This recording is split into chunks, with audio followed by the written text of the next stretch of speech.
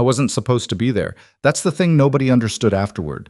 The quiet man with the mop bucket, the one nobody ever looked at twice, was never supposed to be standing between a powerful CEO and a bullet with her name on it.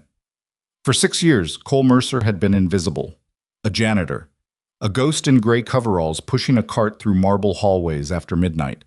And that was exactly the way he wanted it, because the man he used to be had left a trail of classified operations across 4 continents that certain people would kill to keep buried. The night they came for Sophia Bennett, Cole was already watching. Before we go any further, if this is your first time here, hit that subscribe button right now and turn on notifications, because the stories we tell on this channel are the kind that stay with you long after the screen goes dark. Every week we bring you powerful, emotional narratives about ordinary people who do extraordinary things when the world asks the impossible of them. Drop a like if you're already hooked, and tell me in the comments, what city and country are you watching from? I read every single one. I want to know how far this story has traveled. Now, let's go back to the beginning, because to understand what Cole Mercer did that night, you first need to understand what he gave up to become someone the world had completely forgotten. The elevator doors opened at 11:47 p.m., and Cole Mercer stepped out onto the 4th floor of Orion Nexus Technologies without making a sound. That wasn't something he practiced anymore. It was just what his body did.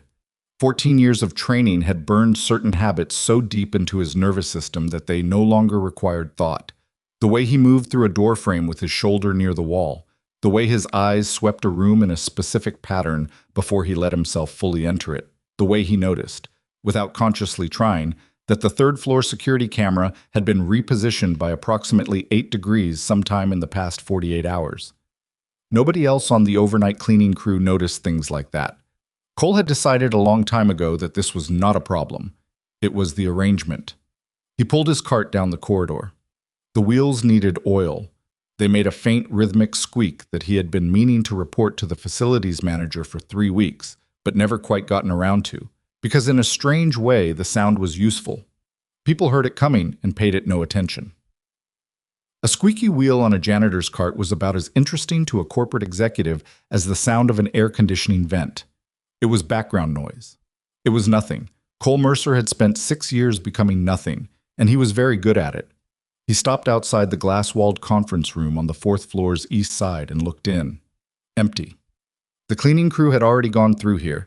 He could see the vacuum lines in the carpet, still visible under the overhead lights, parallel stripes moving in the same direction, left to right, the way Marcus always did them.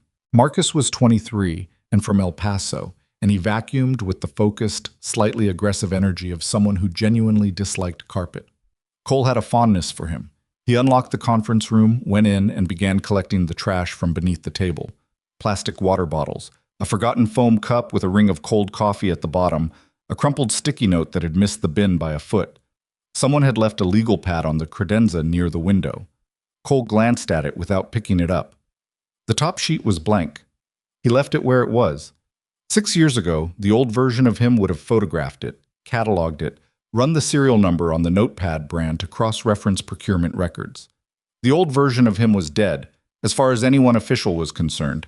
He tied off the trash liner, replaced it with a fresh one, and pushed the cart back out into the hallway. Cole lived in a 2-bedroom apartment in the Millfield district, 40 minutes from downtown by bus. He drove a 12-year-old Civic that he'd bought from a retired schoolteacher for $3,200 cash, and he kept it in reasonable condition because he had a daughter who needed to get to school every morning and couldn't afford the car breaking down. The apartment had a small kitchen and a living room that was mostly occupied by a 7-foot-long bookshelf that Maisie had, at the age of 5, declared ours, in a tone that suggested no further negotiation would be entertained. Maisie was 8 now. She had her mother's dark brown eyes and her mother's way of tilting her head when she thought someone was being evasive, which, around Cole, was a frequent necessity. "Dad," she had said 2 weeks ago at dinner, pushing a piece of broccoli in a slow, deliberate circle around her plate, "Kyle's dad is a firefighter, and he comes to school on career day." "That's good for Kyle," Cole had said. "You could come on career day." "I could." She looked at him with those tilted head eyes. "But you won't." "My schedule's a little unusual, because you work at night. Because I work at night." She had accepted this the way she accepted most things about him. with a pause that indicated she had filed it away for future examination. His daughter was the most methodical 8-year-old he had ever encountered. She kept a notebook on her nightstand where she wrote down questions she intended to ask him when she was older. He had seen the notebook once, accidentally, when he was making her bed. He hadn't looked at the questions. He wasn't sure he could handle reading them. Her name was Maisie Claire Mercer, and she was the reason Cole Mercer had become a night janitor at a technology company in a city where nobody knew his real history. She was the reason he had walked away from the only career he had ever been genuinely exceptional at. And she was the reason, on the nights when the quiet of the building pressed in too close and old instincts started sharpening at the edges, like something that refused to stay dull, he reminded himself with deliberate firmness that life is over. You chose this one. Do not blow it. He had been working at Orion Nexus for 5 years and 11 months when Sophia Bennett became CEO. He hadn't paid much attention to the leadership change at first. Corporate leadership transitions didn't affect the overnight crew in any direct way. The offices still needed cleaning, the bathrooms still needed restocking, the conference room trash still needed emptying at the same time every night. But he had noticed, in the weeks after her appointment was announced, that the building's energy changed in ways that were difficult to quantify but easy to feel. More people stayed late. The executive floor, the 7th, had lights on until 10, 11, sometimes midnight. There were new faces in the lobby, consultants and contractors and legal teams running credentials through the front security desk in waves that hadn't happened under the previous CEO's tenure. The tone of the conversations Cole overheard shifted, less of the practiced corporate neutrality that came from a culture that had grown comfortable, more of something urgent, almost defensive, like a company bracing for impact without quite knowing the direction it was coming from. He knew how organizations felt when they were being watched from the outside by people who intended harm. He had been part of teams that did the watching. It was a recognizable texture, something in the atmosphere, and Orion Nexus had it now. He filed this away. He didn't examine it further. It wasn't his problem. He first saw Sophia Bennett in person on a Tuesday night in late October when she came down from the 7th floor at 11:40 and walked to the vending machine bay near the east stairwell, carrying a laptop under her arm and an expression on her face that said she had been arguing with herself for hours and had not yet reached a conclusion. She was shorter than he expected. He had seen her photographs in the company newsletter, official portraits, the kind that made everyone look slightly more finished than they actually were, and had formed some approximate mental image that the real person immediately made obsolete. She was maybe 5'4", wearing a blazer that she had clearly been wearing since early morning based on the way it had softened at the collar, and her dark hair was pulled back with what looked like a pencil shoved through it. She did not look like a CEO. She looked like someone who had been working on a problem for 16 hours and was now standing in front of a vending machine at midnight, trying to decide if a bag of pretzels constituted a meal. Cole was mopping the floor 12 feet away. She hadn't looked at him. He hadn't expected her to. She fed a dollar bill into the machine, pressed a button, and the machine made a mechanical grinding sound and then did nothing. She stood there for a moment, then pressed the button again. Nothing. She pressed it a third time. Rollers are stuck on that one, Cole said, without looking up from his mop. The spiral. You have to press C4 and hold it down. She turned and looked at him, registering him apparently for the first time. What? Hold it. Don't tap it. Machine thinks a tap is an error. She looked at the machine, pressed C4 and held it. The bag of pretzels lurched free and dropped into the tray. Thank you, she said. Yep. He went back to mopping. She retrieved her pretzels, tucked them under her arm next to the laptop, and walked back toward the elevator bank. He didn't watch her go. He finished the section he was working on, moved the wet floor sign 1 tile to the left, and continued down the corridor. That was the first time. But the parking garage incident happened 3 weeks later. Cole had been leaving for the night, rolling his cart toward the service elevator in the basement, when he heard something that stopped him mid-step. Not a sound that anyone else would have categorized as unusual. A footfall pattern. 3 people, moving quickly, spreading out into a position that, in a different context, in a different place, in a life he had officially left behind, he would have described as a flanking formation. He looked toward the guest parking area and saw Sophia Bennett walking toward her car, keys in one hand, phone against her ear. She was having a conversation about something that was taking her full attention, head slightly down, completely unaware of the three men who were not walking toward their vehicles. Cole had been a civilian for 6 years. He had not forgotten anything. He left his cart where it was and moved into the garage. He didn't run. Running attracted attention, changed the sound environment, gave position away. He moved at a pace that looked, if anyone had been looking, like someone who had forgotten something and was going back to retrieve it. The three men were still spreading, one circling left between the parked cars, one coming straight up the lane, one angling wide to cut off the stairwell exit. The one in the middle was about 6'2", heavy set, and he had one hand in the pocket of his jacket in a way that had nothing to do with the weather. Sophia's car was a dark blue sedan parked in space G14. She was nearly at it. She was still on the phone. Cole looked at the angle, the timing, the position of the van idling near the exit ramp. Idling, not parked, which was a detail he logged in less than a second, and made a decision. He stepped up behind the man in the lane, put a hand on his shoulder, and said, in a tone of friendly, slightly confused helpfulness, "Hey, sorry man, do you know if this is the guest level or the monthly? I can never remember." The man turned. Cole read his eyes. Confirmed. Started moving before the reaction was finished. What happened in the next 45 seconds was not something Cole had time to think about. It was something his body knew, the way a carpenter's hands know a hammer, the way a pianist's hands know a chord. Three men. One without a weapon visible, one with something in his jacket pocket, one moving fast along the left row of cars. He put the first man down cleanly, removed the threat from the second before it became operational, and was already between the third man and Sophia's position when the third man decided he wanted no part of whatever this was and ran for the stairwell. The van at the exit ramp moved. Gone. Cole turned. Sophia was standing beside her car with her phone still in her hand, staring at him. She had seen some of it, maybe most of it. Her face was the color of someone who had just understood, very rapidly, that something significant had nearly happened to her. "Get in your car," Cole said. "Drive to the main street and call building security from there. Don't use the garage again tonight." She stared at him. "Who are—" "Please," he said it quietly. "Get in this car." She got in the car. He heard the locks click. He was gone before she reached the exit ramp. He walked home that night, 3 miles in the cold, hands in the pockets of his gray coveralls, and sat for a long time in the kitchen without turning on the lights.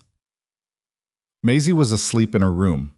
He could hear the sound of the small fan she kept on her nightstand, a habit she'd had since she was 4, something about the white noise that helped her sleep. He sat in the dark and thought about the van, the way the three men had spread, the route they had chosen. This wasn't opportunistic. Someone had planned the timing, known the parking space, known she would be walking out after 11. This was intelligence work. Sloppy in the execution, but the planning had structure. He thought about the texture of the building over the past few weeks, the urgency, the new faces. He thought about a woman standing next to her car with her phone in her hand, looking at him like he was something she couldn't quite categorize. He went to bed at 4 a.m. Maisie's alarm would go off at 7. He lay in the dark and listened to the fan through the wall and told himself firmly that he had done what he needed to do and it was finished. He knew, even as he thought it, that it wasn't finished. He just hadn't figured out yet what it was going to cost him. The next morning, he made Maisie scrambled eggs and toast and sat across from her at the small kitchen table while she ate and talked about a project she was doing in class about local ecosystems, which apparently involved building a diorama out of a shoebox and a significant quantity of cotton balls to represent clouds. "Do clouds count as part of an ecosystem?" she asked him. "Probably not in the technical sense," Cole said, "but I think your teacher will appreciate the effort." "I'm going to put in a bird," she said. "A hawk. I'm going to make it out of clay." "That sounds good." She looked at him. That tilt. "You look tired, Dad." "I'm fine." "You always say that." "And I'm always fine." She considered this with the expression of someone who had heard a statistically implausible argument presented with great confidence. Then she went back to her eggs. He watched her eat and thought, this is the only thing that matters. This table, this conversation, this kid who is building a shoebox ecosystem with cotton ball clouds and a clay hawk. And then, without choosing to, He thought about the van pulling out of the parking garage exit, and he knew, with the same certainty he had always trusted, the certainty that had kept him alive in places that didn't appear on any map, that whoever had sent 3 men into that garage on a Tuesday night was going to send someone again. And the next time, he might not be there. He went back to work the next night. That was the thing about a routine. It held you whether you wanted it to or not. The bus at 10:15, the security desk at 10:52. Badge swipe, nod to whoever was on the overnight front desk, cart from the supply closet on the basement level, elevator up. The sequence was so embedded in his body that he could have run it half asleep, and on some nights he nearly had. But that Thursday night was different, and he knew it the moment he stepped off the elevator onto the 4th floor and felt the building differently than he had before. Not because anything had changed in the physical space. The carpet was the same. The overhead lights cycled through the same late-night dim that facilities management kept them at after 10 to save on the power bill. The conference rooms were dark, the way they always were. What was different was him. The garage had flipped a switch he had spent 6 years learning to keep in the off position, and now his eyes were moving the way they used to move. Not casually, not the half-attentive sweep of a man who was checking whether a trash bin needed emptying, but with the particular quality of focus that his instructors at Buds had called soft eyes. Wide field of view, no fixation, everything. Peripheral feeding into the same continuous threat assessment that ran, when it was running, like a second nervous system underneath the first. He caught himself doing it while he was wiping down the 4th floor kitchen counter and made himself stop. He put the cloth down, looked at his hands. They were steady, which was either a good sign or a bad one, depending on what you were hoping for. You are a janitor, he told himself. You clean offices, you go home, you make scrambled eggs. He picked up the cloth and kept wiping. He almost convinced himself it was that simple. Sophia Bennett came back to the vending machine bay on Friday at 11:20 p.m. Cole heard her before he saw her. The particular rhythm of someone who wasn't wandering, who had a destination but was moving carefully, like someone who had decided to do something and was now second-guessing the execution in real time. He was coming around the corner from the east corridor with his cart when she appeared in the hallway ahead of him, stopped, and looked directly at him. He kept moving, steady pace. He nodded, the same nod he gave everyone, the kind that communicated, I see you, I'm not a threat, I'm going to keep doing what I'm doing. The invisible man's standard greeting. Hey, she said. He stopped. She was wearing different clothes than the other night, but the same pencil-through-the-hair situation, and she looked like she had slept maybe 5 hours in the past 2 days. She was also, he noticed, standing with her back to the wall rather than out in the open corridor, which was an unconscious adjustment people made after a scare and didn't realize they were making. I wanted to say thank you, she said, properly. I didn't get the chance before. You don't need to. I know I don't need to. She kept her eyes on him. They were steadier than he expected. I want to. You helped me the other night, and I don't know exactly what you stopped from happening, but I know it wasn't nothing. He looked at her for a moment. The building has a good security team. I'd talk to them if you have concerns. I reported it, she said. They classified it as a random mugging attempt. 3 men, by coincidence, in the private executive garage after 11 at night, near specifically my car. She said it flatly, not with sarcasm exactly, more with the voice of someone who has received an explanation they know is wrong, but doesn't yet have the evidence to prove it. I filed a supplementary report with my own notes. Cole said nothing. He was getting a clearer picture of her by the second, and it was not the picture he had assembled from corporate newsletters and building gossip. There was a precision to the way she talked, a specificity, that reminded him of the intelligence analysts he had worked with in a previous life, people who didn't round numbers, who trusted what could be documented. My name's Sophia, she said. I know you know who I am. Cole, he said. She nodded. Cole. She paused. You're on the overnight crew. 5 years, 11 months? And you were in the military. He held her gaze without any particular change in expression. What makes you say that? The way you moved, she said simply. I've seen people in physical confrontations before. Not often, but enough. The way you moved wasn't instinct. It was trained. She wasn't making an accusation. She was saying what she'd seen, which was somehow worse. I'm not asking you to explain anything. I just want you to know that I noticed, and that I'm not going to mention it to anyone unless you want me to." He considered that for a moment. "Good night, Ms. Bennett," he said. She almost smiled. Not quite. "Good night, Cole." She walked back toward the elevators. He watched her go, then turned and pushed his cart toward the west corridor. His jaw was slightly tight. He consciously relaxed it. She was smarter than the situation was going to make things comfortable for. He started paying closer attention to the building the following week, and he told himself he was doing it for professional reasons, which wasn't entirely a lie. A building with a threat against its leadership was a building with elevated risk for everyone inside it, and he worked inside it, which gave him a legitimate, if entirely unjustifiable, reason to notice things. The new contractor team on the third floor was the first thing. They had started coming in around 10 a.m. and leaving before 5, which was normal enough. But one of them, a man in his late 40s with short gray hair and a badge that had the clip installed backwards, which was a small thing, the kind of thing nobody mentioned, had been on the same floor 2 weeks running, ostensibly doing infrastructure assessments for the IT upgrade project. Cole had watched him twice from the supply closet doorway without looking like he was watching. The man typed very little for someone conducting an infrastructure assessment. He moved through rooms slowly. He spent a lot of time near windows. The second thing was the access logs. Cole had no authorized access to any system at Orion Nexus, but he had eyes. And one of the things he'd noticed over nearly 6 years of cleaning an executive floor was that the door to the secondary server room, a mid-size room on the third floor that housed backup data infrastructure rather than primary systems, had a physical log sheet in a plastic sleeve on the wall outside it, the old-fashioned kind that required a signature and a timestamp for each entry.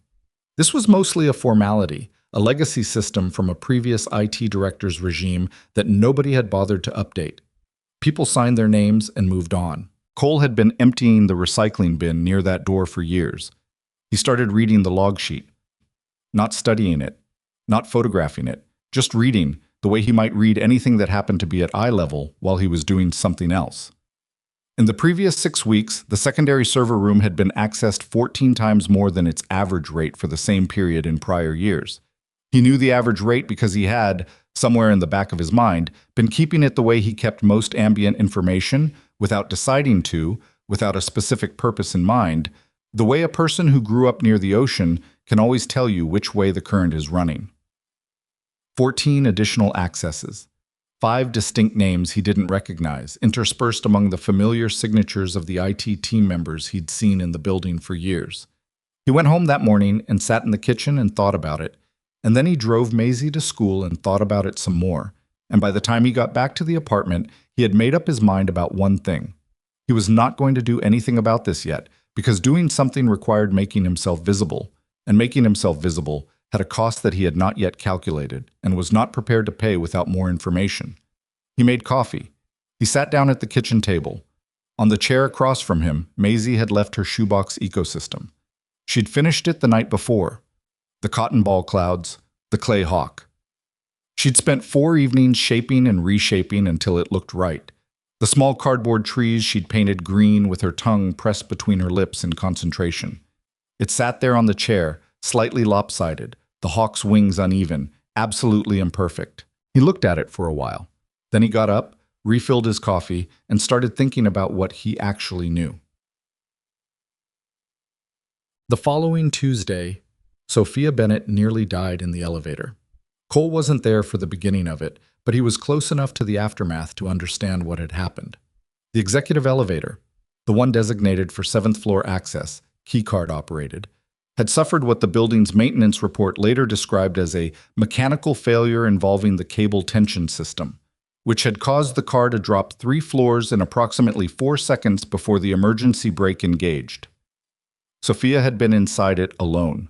She walked out of the elevator bay when it was over with a cut on her forearm from grabbing a wall bracket and a look on her face that Cole recognized from people who had just run the math on how close they had come to a very different outcome. 2 building engineers were fussing around her, and one of the executive assistants who'd been working late was already on the phone with someone. The whole thing had the agitated, overlapping quality of a near miss that everyone was treating as an accident. Cole was in the service corridor that ran parallel to the elevator bay, and he watched through the narrow window in the access door. He watched Sophia answer questions from the building engineer with that same flat precision he'd noticed before. I entered at 10:48. I pressed 7. The car began descending from 5. The drop lasted roughly 4 seconds. The emergency brake engaged between the second and third floors, while the engineer was still writing the previous sentence. Then he watched her take the stairs to the 7th floor, alone, without being asked to stay and wait, without any of the visible trembling that usually followed that kind of scare. That night, after the rest of the cleaning crew had cycled through and clocked out, Cole stayed late. He told the overnight security desk he had forgotten his jacket in the basement supply closet, which was where he'd actually left it, so it wasn't a lie. Then he took the stairs to the 3rd floor, moved down the service corridor to the position adjacent to the secondary server room, and spent 12 minutes doing what he had spent 6 years telling himself he was never going to do again. I was looking for a pattern. 3 weeks ago, 3 men in the parking garage, organized, positioned, aborted when the plan went wrong. Last week, elevated access to backup infrastructure by unverified contractors. This week, a cable failure in an elevator used exclusively by executive staff, specifically the CEO. These were not accidents. They were not coincidences. They were, taken together, the signature of an operation that was in progress. Testing security responses, probing for gaps, escalating pressure while the primary target remained unaware of the full picture. Someone was trying to remove Sophia Bennett from the company, and they were not in a hurry, which was the most dangerous part. Patient operations, Cole knew from long experience, were far more dangerous than urgent ones. Urgency created errors. Patience created results. He went back downstairs, retrieved his jacket, and nodded to the security guard on his way out. He did not sleep well. He found the first piece of real evidence entirely by accident, which was the way most things actually worked, in his experience. People spent a lot of time imagining that intelligence work was methodical and precise, a clean sequence of deduction leading to revelation. In reality, it was mostly patience and luck and the ability to recognize what you were looking at when it appeared in front of you without warning. What appeared in front of Cole without warning was a folded sheet of paper that had fallen from a laptop bag and slid partially under the supply closet door on the 3rd floor, where it had been sitting for what appeared to be at least a day, based on the dust that had collected along its leading edge. Cole picked it up. He looked at it. It was a printed email. Single page. The top was cut off. Whoever had printed it had either miscalculated the margins or had done it on a smaller format, so the header was incomplete. But the body of the text was intact, and what it said, in the careful, abstracted language of people who have learned to communicate carefully, was enough. Timeline acceleration. Q4 remains optimal for transition if board alignment confirmed. Asset access windows narrowing. Primary obstacle unresolved. Recommend escalation to contingency. Below that, a partial email address. Just a domain, the username cut off with the header. The domain wasn't one he recognized, which meant it wasn't Orion Nexus Internal, a corporate address from somewhere else. He stood in the supply closet for a moment, looking at the paper. Primary obstacle unresolved. That was a human being they were talking about. That was Sophia Bennett, described in the language of logistics. He folded the paper, put it in his inside jacket pocket, and spent the next 4 hours cleaning the 3rd floor with the meticulous, unhurried focus of a man who is trying very hard not to think about what he has just decided to do. He didn't approach Sophia directly. Not yet. He needed more, and more importantly, he needed to know whether anyone inside the company itself was part of it. Because if the board alignment language in that email meant what he thought it meant, then this wasn't purely an external operation. Someone with access to Orion Nexus's inner structure was cooperating with people on the outside. He started building a picture. This was the part that other people, if they had known what he was doing, might have found strange. There was nothing dramatic about it. He wasn't running surveillance in the classic sense.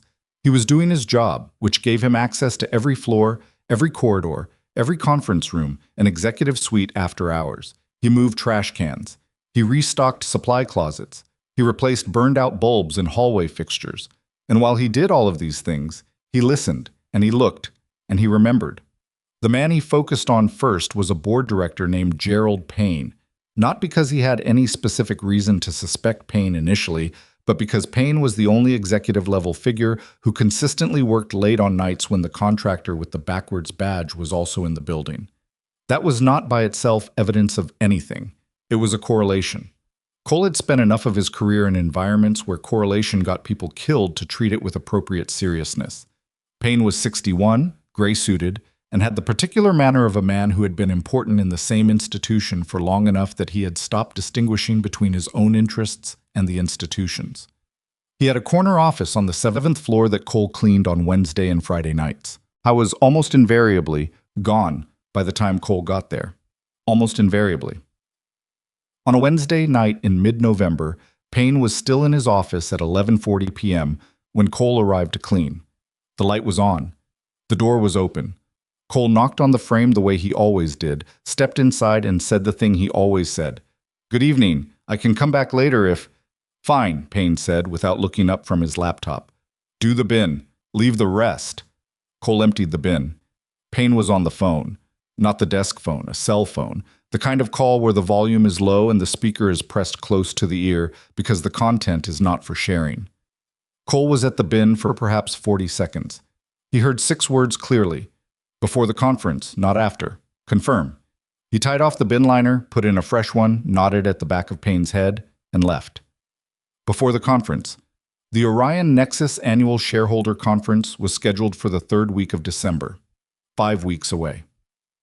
Cole walked back to the elevator with his cart and pressed the button for the basement and stood in the small metal box going down and thought, 5 weeks. He thought about the parking garage, the elevator, the email that had materialized under a supply closet door like a message that wasn't meant for him. He thought about Maisie's clay hawk, wings uneven, absolutely imperfect, sitting on a shoebox in a kitchen chair. He pressed his back against the elevator wall and breathed out slowly. 5 weeks. He thought again. You have 5 weeks to figure out what you're going to do. He had not told Maisie anything. That was not new. There was a great deal Cole had not told Maisie over the years, and most of it he intended to keep not telling her for as long as she was a child, and possibly longer.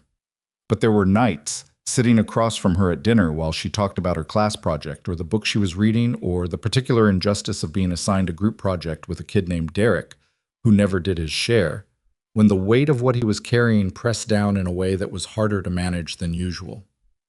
"You're doing the thing again," she said, one night in late November, looking up from her pasta. "What thing?"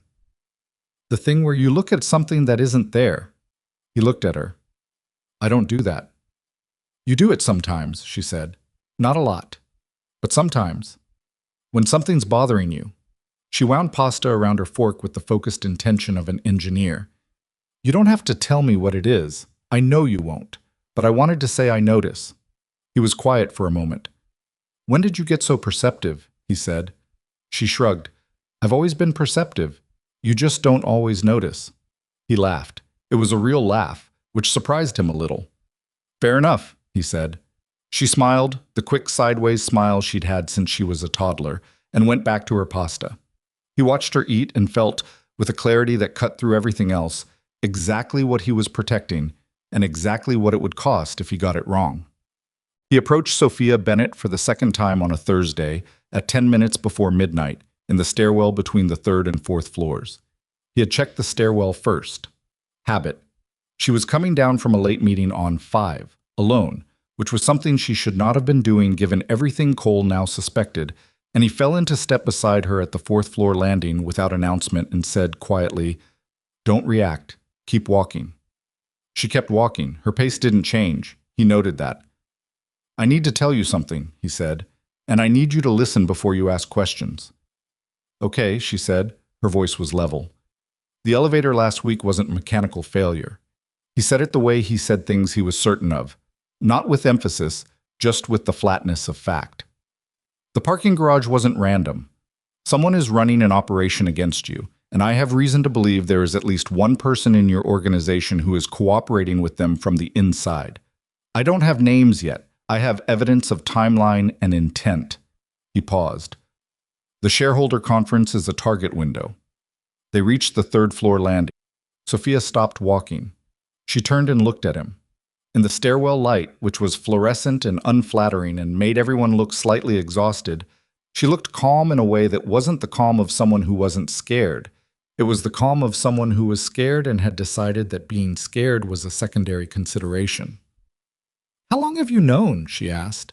"I've been building the picture for about 3 weeks. And you didn't come to me sooner because I didn't have enough. And because I don't know yet who inside the company is safe to involve." She absorbed that. She didn't argue with it, which told him something about how she processed information under pressure. "What do you need from me?" "Financial records. Specifically, board-level expense reports and any third-party consulting contracts executed in the last 18 months. I need to look at the money." She looked at him for a long moment. "Cole." "Yeah." "Who were you before you were cleaning our offices?" He held her gaze. "Someone who knew how to keep people alive," he said. "That's the part that matters right now." She studied him, and he could see her doing it, running the calculation, weighing what she knew against what she didn't, measuring the risk of trusting a man whose past she couldn't verify against the risk of not trusting him. "I'll get you the records," she said finally. "Don't send them electronically. Print them." "All right." "And Miss Bennett," he said it as she was turning back toward the stairs, "don't take the executive elevator alone, and don't use the parking garage after 9. She glanced back at him. There was something in her expression that wasn't quite gratitude and wasn't quite fear. It was the look of someone who has just confirmed something they already half knew, and who isn't sure yet whether being right is better or worse than having been wrong. "Good night, Cole," she said. She went down the stairs. He stood on the landing and listened to her footsteps until they faded, and then he stood there a moment longer, alone in the stairwell's fluorescent hum, with the folded email still in his jacket pocket, and 5 weeks on the clock and the absolute settled certainty that whatever the next weeks were going to ask of him, he was already too far in to walk away. He straightened up, pushed through the door, went back to work. The financial records took 4 days to arrive. Sophia didn't hand them to him directly. That would have required a conversation in plain view of building security cameras and a paper trail that neither of them wanted.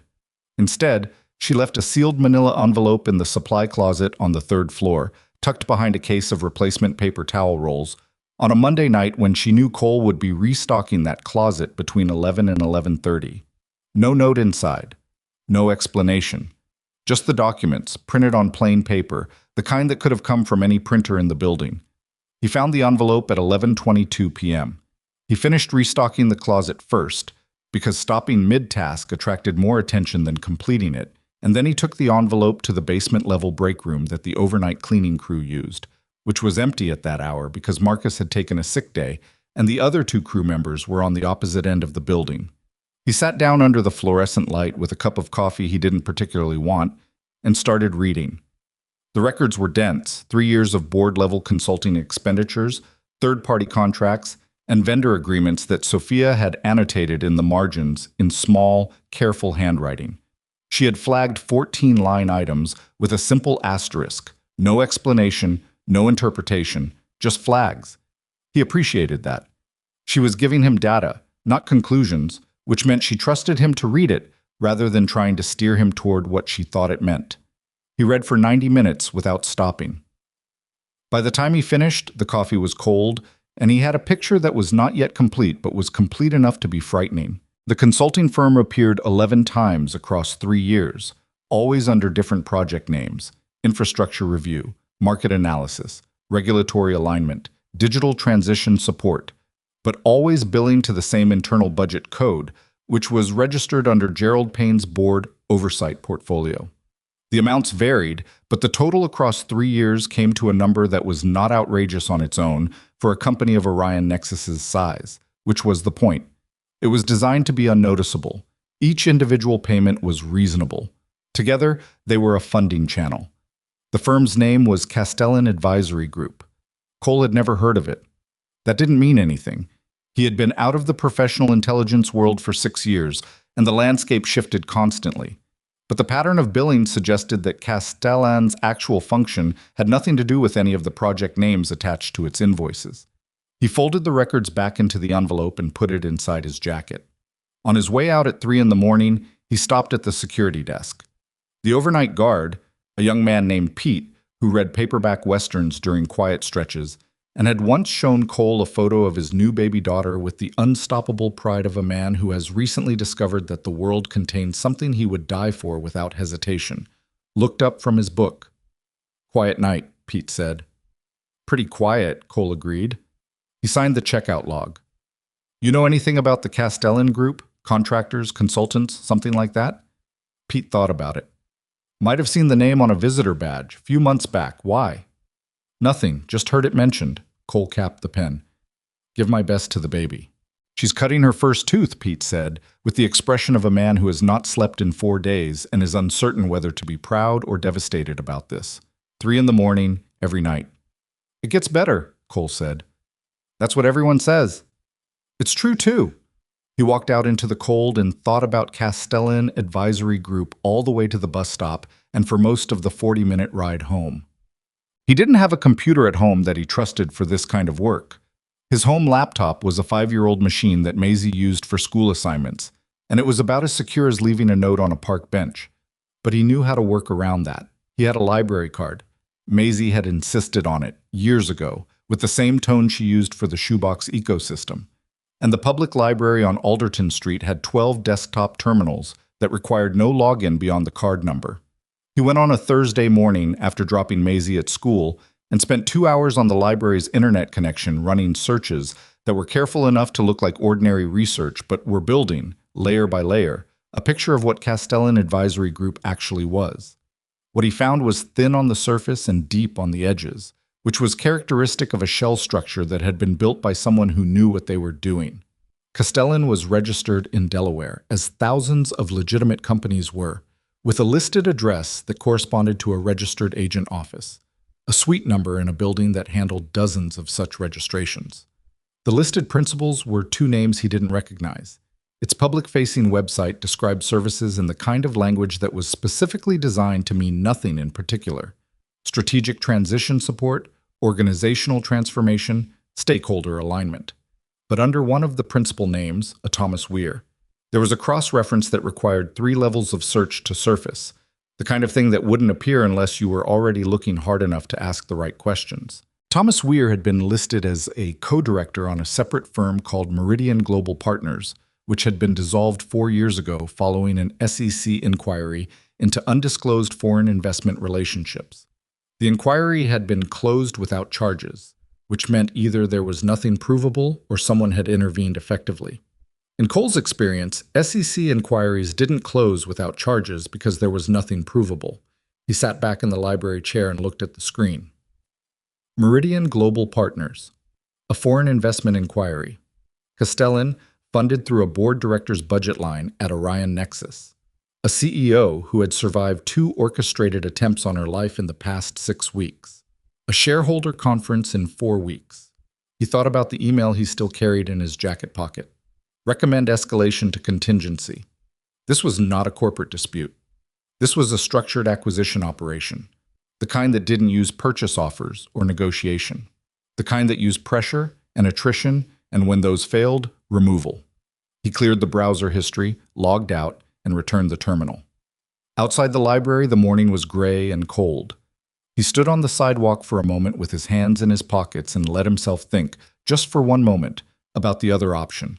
The option where he took what he had to an anonymous tip line and walked away. Let law enforcement deal with it. Let the professionals handle it.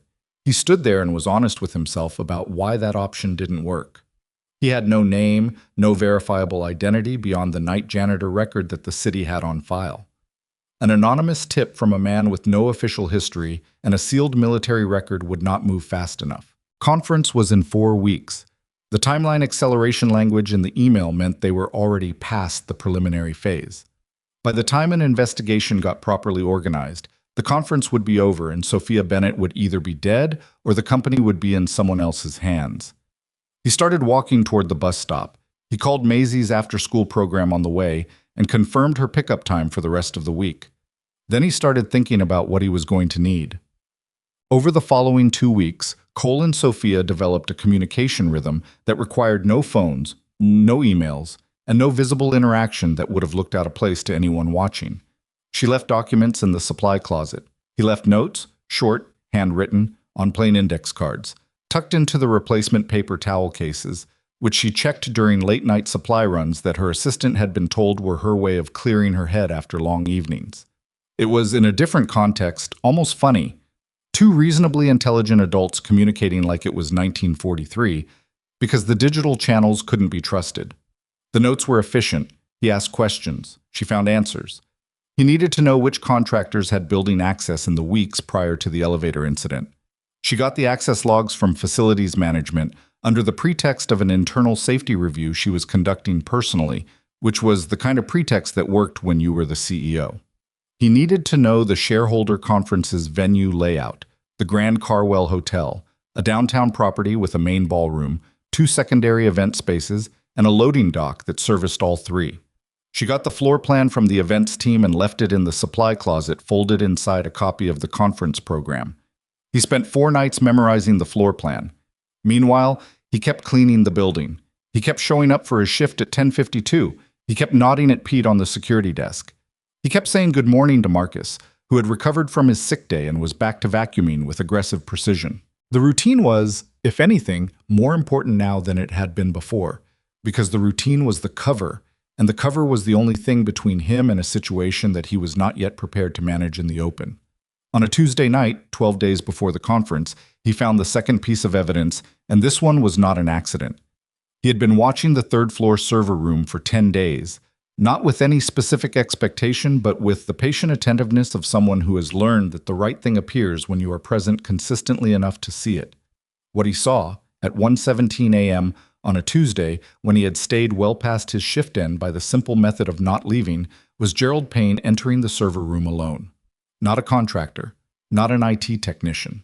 Gerald Payne, in a suit that he was still wearing at 1:17 in the morning, using a keycard that should not have been programmed for server room access, because board directors had no operational justification for that level of building access. Cole watched from the service corridor. Payne was inside for 11 minutes. He came out carrying nothing visible, which meant whatever he had done was data-based: access, transfer, planting. He walked back to the executive elevator without looking around, which was either confidence or arrogance, and probably both. Cole stayed in the service corridor for a long time after Payne was gone. He had his inside man, so. The night he told Sophia about Payne was the hardest conversation of the entire operation, not because of anything dramatic in the telling of it, but because of what he saw on her face when he said the name. They were in the stairwell again, the same 4th-floor landing that had become their accidental meeting point, and she listened to him without interrupting. The server room access, the billing records, the dissolved firm, the timeline. And when he finished, she was quiet for a moment in a way that had weight to it. "Gerald's been on the board for 11 years, she said finally. "I know. He mentored the previous CEO. He was in the room when they promoted me." She said it without sentiment, but not without feeling. There was something tired in it. The particular exhaustion of a person discovering that someone they had trusted was a category of threat they hadn't considered. "Does he know about you?" "No. As far as anyone in this building is concerned, I push a cart and empty trash." She almost smiled at that, the almost smile he had started to recognize, the one that meant she found something true and not particularly funny at the same time. "Cole." "Yeah. I need to know something." She met his eyes directly. "Whatever happens at the conference, are you going to be there?" He had thought about this. He had thought about it the way he thought about most things that mattered, which was repeatedly, and from multiple angles, and usually in the kitchen at 4 in the morning when the rest of the world was asleep. "Yes," he said. "As the janitor?" "I'm on the conference setup crew. Building staff are assigned to the venue for the duration of the event." He paused. "I requested the assignment 3 weeks ago." She looked at him. "You planned this before we started talking." "I planned to be present," he said. "I didn't plan what I'd do once I got there." "What are you going to do?" "I'm going to watch," he said. "And I'm going to be where I need to be when things start moving. And if something goes wrong, something will go wrong," he said, not unkindly. "It always does. That's not the concern. The concern is having enough space to respond when it does." She absorbed that. The stairwell was very quiet. Somewhere above them, on one of the upper floors, a ventilation system kicked on and hummed. "I've been thinking about pulling the conference," she said. "Canceling it. Buying time." That would accelerate their timeline, not extend it. If the conference becomes unavailable as a window, they'll find another window. You can't run from this. The only way through it is through it. She was quiet again. Then, I don't like that answer. I know, he said. It's still the right one. She pushed her hair back. The pencil had been absent for the past week, he'd noticed, replaced by a clip that kept things marginally more organized, though not much. Do you ever get tired of being right about things that are terrible? He thought about that for a moment, because it was an actual question and deserved an actual answer. Yeah, he said. I do. She nodded. Okay, she said. Okay. I'll let it run. I'll keep my schedule normal, keep Payne in his position, so he doesn't know we're watching. She paused. What do you need from me between now and then? Keep your head down. Use the routes we talked about. Don't be alone in any space that isn't on a monitored camera. He looked at her. And trust that I'm going to be there. I do trust you, she said. It was a simple statement, the kind that some people dressed up in qualifications and explanations. She said it straight. He nodded. He didn't say anything else. There wasn't anything else to say. The week before the conference, Cole drove Maisie to the public library on a Saturday morning because she needed 3 books for a reading project and because he wanted, in a way he didn't examine too closely, to spend the morning doing something entirely ordinary. She moved through the children's section with the methodical pleasure of someone who approaches a bookshelf the way a sommelier approaches a wine list, which was a trait Cole found simultaneously admirable and slightly exhausting in an 8-year-old. He sat in one of the low chairs near the window and watched her pull books from shelves and read the first page of each one before deciding whether it earned further consideration. Dad, she said from 2 rows over, not looking up from a book she was evaluating. Yeah. Did you ever have a job you were really good at, before the cleaning job? The question landed with the specific quality of a question that has been waiting in a notebook for a while. He was quiet for a moment, looking at the back of her head, the dark hair she kept in a ponytail that was always slightly off-center because she did it herself every morning. Yes, he said. Were you good at it? Yes? She turned a page. What happened to it? I chose something different, he said. I chose you. She was quiet for a moment. Then she put the book under her arm. She'd apparently decided it had earned further consideration and moved to the next shelf. That's a good reason, she said. It was, he thought. It was the best reason he had ever had for anything. And standing in the bright interior of a public library on a Saturday morning, while his daughter evaluated books with the focused intensity of a 40-year professional, he let himself feel, briefly and without flinching from it, exactly what was at stake in 4 days. Everything. That was what was at stake. The whole architecture of the quiet life he had built, brick by careful brick, out of the rubble of the one before it. He drove her home.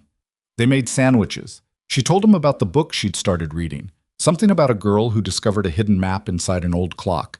And he listened and asked questions and was entirely present in the conversation, which was the greatest discipline he had practiced over 6 years. The ability to be actually in the room where his daughter was, not in some other room in his head, not in the past or the future, or the operational calculus of some situation he couldn't fully control. He managed it all the way through dinner and most of the evening. At 11 that night, when Maisie was asleep and the apartment was quiet, he sat at the kitchen table with the conference floor plan and went through it one more time. Loading dock on the northeast corner, service corridors on both sides of the main ballroom, 2 stairwells, 1 fire exit that opened onto a side street, main entrance through the hotel lobby, secondary entrance through the events registration bay. He marked, on his mental map, the 12 positions he would cycle through during the event, the sight lines from each one, the time it would take to move between them at a walk versus a run. He folded the floor plan, put it away. He washed the dinner dishes because they were there and it needed doing, and went to bed. The Orion Nexus Annual Shareholder Conference opened on a Thursday morning with 240 investors, 37 company executives, 11 board members, and a catering staff of 22. Cole Mercer was assigned to the event as part of the building services team, which in practice meant he was one of 6 people whose job was to keep the service areas clean, the supply corridors stocked, and the general operational machinery of the venue invisible to the people whose job was to sit in the ballroom and listen to quarterly figures. He arrived at 6:45 in the morning and walked every corridor before the first attendee was through the door. The contractor team he flagged at 7:15. 6 men, registered under the hotel's own vendor list as AV support technicians, but 2 of them were carrying cases that were wrong for AV work, too heavy for the equipment listed on their credentials, handles worn in ways that were consistent with regular transport of dense, compact loads. He tracked them with peripheral attention while he ran the supply corridor on the east side, building a mental picture of where each one was at any given time. At 9:40, when the first morning session was underway and the ballroom was full and the service corridors were relatively quiet, he found the position he wanted, a supply alcove on the east corridor that gave him a direct sight line to the ballroom's service entrance and a secondary line to the main stage door. He stood there and waited and watched and let the morning move. The second session started at 11. Sophia was presenting. He could hear her voice through the ballroom's service door, the controlled, precise delivery of a woman who had decided that whatever fear she was carrying was not going to show in her voice. He had heard that decision in people before. It took a particular kind of will. At 11:22, one of the AV contractor team moved toward the service corridor access point near the stage. Cole moved. He came around the corner at a pace that looked, from any distance, like purposeful maintenance work, and fell into step behind the man, close enough to see the communication device in his ear. Not the house brand earpiece that the hotel's own AV team used, a different model, something smaller, military adjacent. The man hadn't seen him. Cole matched his pace and stayed in the blind spot. The man stopped outside the stage access door and put his hand on the push bar. "Wrong corridor," Cole said from directly behind him. The man turned. Cole read his face in less than a second and confirmed what he already knew. What happened after that was not clean, because these things are never clean. The man was trained, not at the level Cole had been trained, but enough. They went into the wall and the supply shelf came down and a case of napkins hit the floor and opened and white napkins went everywhere, which would have been absurd in any other context. Cole put him down without permanently damaging him and without making enough noise to carry through the ballroom's soundproofed walls. He zip-tied the man's wrists with a cable tie from the supply shelf, the universe occasionally provided, and moved. The next 4 minutes were the compressed, clarifying kind of time that Cole had always found paradoxically easy to navigate, because in genuine crisis the mind shed everything unnecessary and ran clean. He located 2 more of the contractor team in the service corridors, dealt with both in ways that were fast and quiet, and was on his communication position near the loading dock when the 4th man, the one who, from his bearing and his positioning, was clearly running this operation, stepped through the northeast loading dock access and assessed the situation. He was big, 45, maybe 48, the kind of man who had been in physical work his whole life and carried himself with the particular weight of someone who has won most of his confrontations. He looked at Cole standing in the loading dock corridor and registered him for approximately half a second before understanding what he was looking at. "Security consultant?" he said. "Janitor," Cole said. The man almost smiled at that. Then he came. Cole had spent years in the time after he left the service making a deliberate and consistent effort not to think about what he was capable of. This was not denial. It was management. The capability didn't go away because you put a mop in your hands. The muscle memory didn't dissolve because you spent 6 years not using it. What you could do was choose, every day, to be the person who didn't use it, and let that choice accumulate into something that resembled a different life. He didn't enjoy the next 90 seconds. That was the thing he had always understood about himself that set him apart from some of the men he'd served with. He had never found any pleasure in it, not the violence itself. What he had found, and still found now, was a kind of absolute clarity, a stillness inside the motion that was less about aggression than about problem-solving at a speed most people didn't operate at. The man was good. Cole was better. He put him down on the loading dock floor. Not killed, controlled. Face down, breathing, and not going anywhere. Cole stood over him and breathed. His hands were shaking slightly. That happened sometimes after, and he had never been embarrassed by it because it was physiological, not weakness. The body processing the cost of what the mind had asked it to do. He heard a sound behind him and turned. Sophia was standing at the loading dock entrance. She had come through the service door, which meant she had left the stage, which was the opposite of what they had agreed, and he wanted to be frustrated with her about that, and couldn't quite manage it because she was standing there looking at him with an expression he hadn't expected. She had seen the last part of it. Not all of it, but enough. The loading dock, the man on the floor, Cole standing over him with his slightly shaking hands. She looked at him, not at the man on the floor, at Cole. And what was on her face wasn't horror. It was something more complicated, something that had the structure of understanding. The others? She asked. Down, not dead. Building security needs to be here in the next 3 minutes before anyone in the ballroom. I've already texted the security director. He's on his way. She hadn't moved from the doorway. Her voice was steady. Are you hurt? He looked at his hands. The knuckles on the right were scraped, probably from the supply shelf encounter, and his left shoulder had taken a hit he hadn't fully registered during the motion and was registering now. No, he said. Then because she was looking at him in a way that indicated she was going to hold him to the truth. My shoulder, it's fine. She nodded. She stepped into the loading dock, not toward the man on the floor, but toward Cole, and stopped about 3 feet away from him. You weren't protecting the building, she said. You were protecting me. I was protecting everyone in that ballroom. Yes, she said, but specifically me. She said it without any quality of accusation or flattery, just the steady, factual specificity he had come to expect from her. You put yourself in the position where you would be the last person between whatever they were planning and the stage. That was deliberate. He looked at her. He didn't deny it. Cole, she said, and stopped. Don't, he said. Not harshly. We can talk later. Right now I need you back inside the building's secure perimeter until… I know, she said. I'm going. She didn't move immediately. But I want you to know I understand now. Why you hid. What you were protecting by hiding. She glanced at the loading dock door, then back at him. It wasn't fear. He held her gaze. No, he said. It wasn't. She nodded, turned, walked back through the service door into the corridor, and he heard her footsteps moving quickly away. He looked down at the man on the floor, who was conscious but still, breathing in the controlled way of someone who is running a threat assessment and coming up short. Somewhere inside the hotel, the conference was still running. He could hear it faintly, the ambient sound of 200 people who had no idea what had just happened 30 feet from where they were sitting. Cole put his back against the loading dock wall. His shoulder hurt. His hands had stopped shaking. He waited for building security. For the first time in a long time, standing in a place that was less than glamorous. A loading dock, under fluorescent fixtures, with white napkins still scattered somewhere in the corridor behind him. He didn't feel like a man pretending to be someone he wasn't. He felt, for one moment, simply like himself. He wasn't sure yet what to do with that.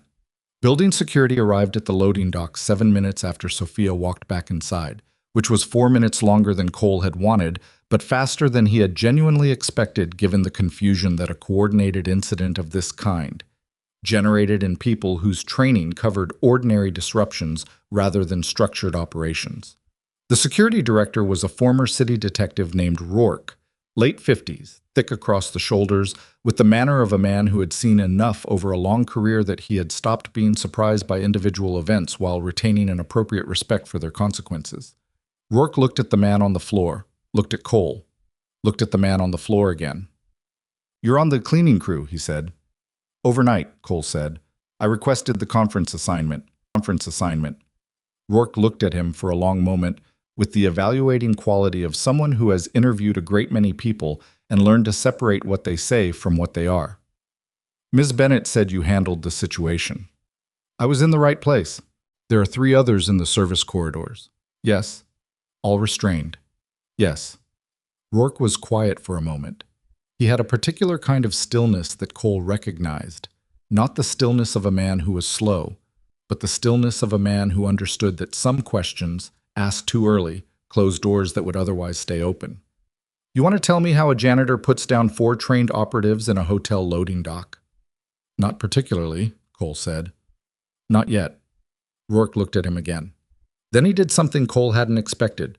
He nodded, slowly, the nod of a man who has decided to extend provisional trust to someone based on evidence rather than explanation, which was, in Cole's experience, the rarest and most valuable form of trust in a crisis. All right, he said, we'll get these 4 secured and call the authorities. I'll need a statement at some point. You'll get one. Today?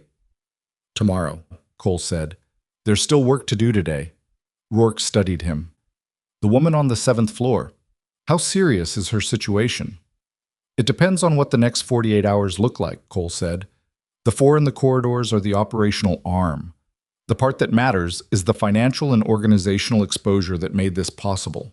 That's where the real work is. And you know what that looks like? I have a picture of most of it. Rourke was quiet again. Outside, through the loading dock's roll-up door, Cole could hear the sound of the city going about its ordinary business. Traffic. A delivery truck backing up somewhere on the adjacent street. A siren in the middle distance that was moving away from rather than toward them. The world, indifferent and continuous. I'm going to need you to be available, Rourke said finally. I will be, Cole said. He picked up his jacket from where it had ended up against the wall during the confrontation and put it on, careful with the left shoulder. But right now I need to get back into the building.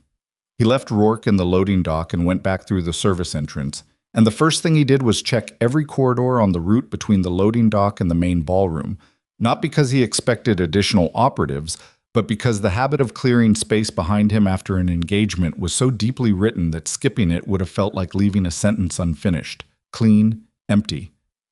The white napkins from the fallen shelf had been kicked to the side of the corridor by foot traffic, a trail of them along the baseboard like something accidental and faintly absurd.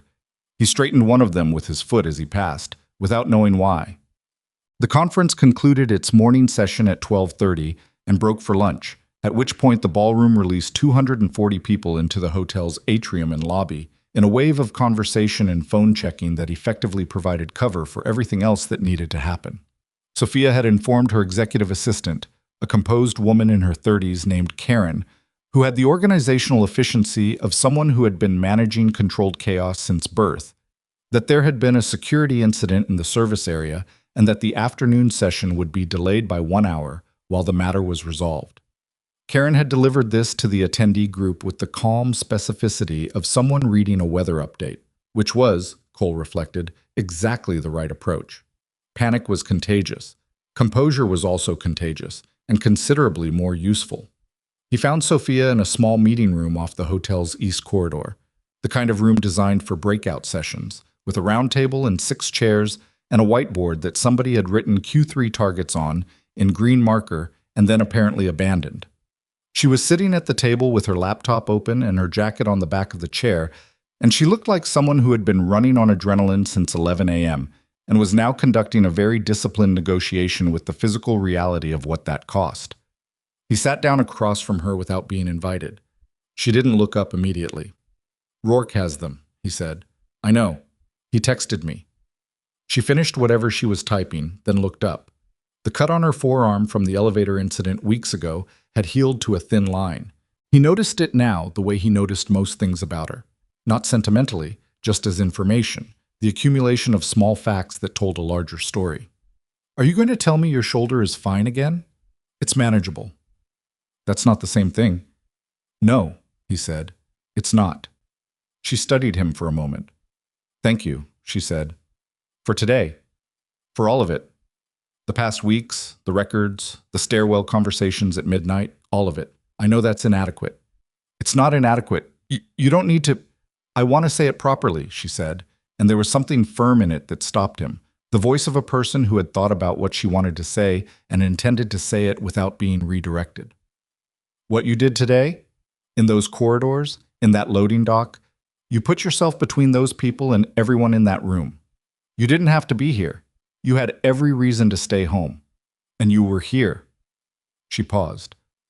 I want you to know I understand the weight of that. Not just tactically, the personal weight of it. He was quiet for a moment. You know there's still work to do, he said finally. Not deflecting. He recognized what she'd said and received it, and the receiving of it sat somewhere in his chest in a way that was its own kind of weight. The men in the corridors are the operational piece. The financial piece is what makes this whole thing go away permanently. I know, she said. I've been thinking about that since this morning. She turned the laptop toward him.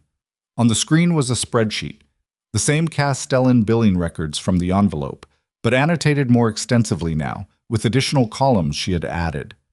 There's a pattern in the payment timing I didn't see at first.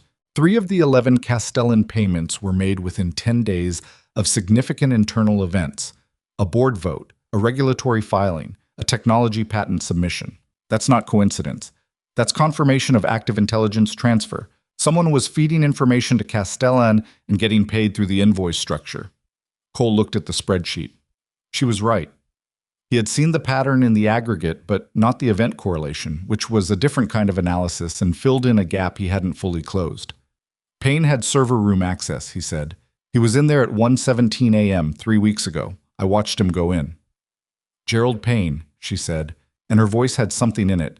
Not quite grief, not quite anger, but the residue of both, what's left, when you've already processed the shock of a betrayal and are now standing in the space it left. 11 years.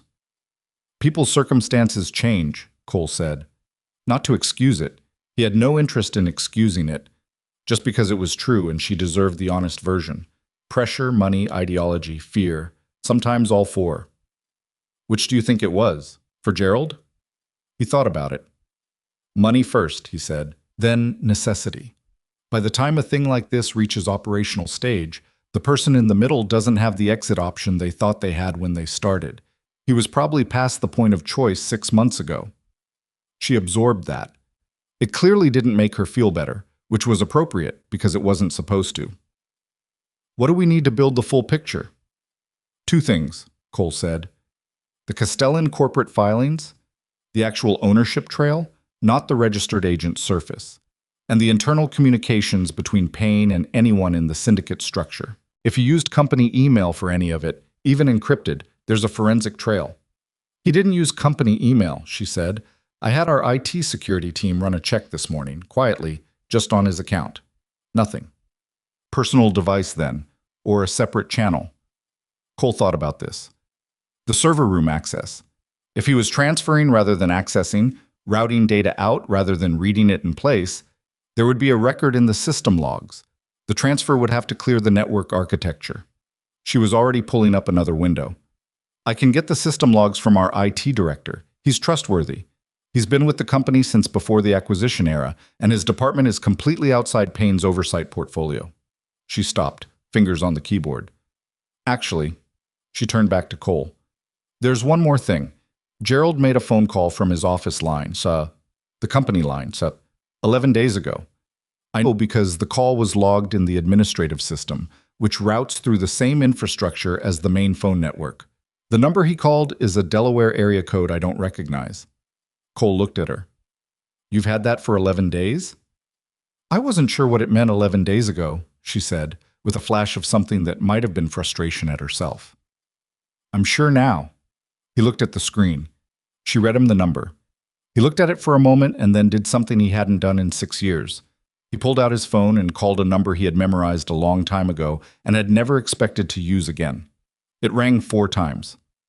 Yeah, said a voice on the other end. Male, mid-40s, the tone of someone who answered unrecognized numbers with the resigned preparedness of a man who had always known that the past had a long reach. Danny, Cole said. A pause. Cole? Another pause, longer. It's been a while. 6 years. Yeah. The voice had the particular warmth of someone who means to project neutrality and can't quite manage it. You okay? I need a favor. Of course you do. But there was no real edge in it. What kind? Phone number lookup, Delaware area code. I need to know what entity it's registered to. That's... Cole, you know I'm not in that world anymore either. I know, but you know people who are. A long silence. Cole could hear faintly what sounded like a television in the background. A news channel, the ambient murmur of a world discussing itself. Give me the number, Danny said. Cole gave it to him. I'll call you back in an hour, Danny said. Maybe 2. Thank you. Don't thank me yet. A beat. You sound like you're in something. Working on getting out of it, Cole said. Yeah, Danny said. That sounds about right. He hung up. Cole put his phone in his pocket. Sophia was watching him with the particular attention of someone who has just witnessed a window open into a part of a person's life they hadn't seen before. He looked back at her without explaining, because the explanation was complicated and could wait. "An hour," he said. "Maybe 2. In the meantime, get the system logs from your IT director.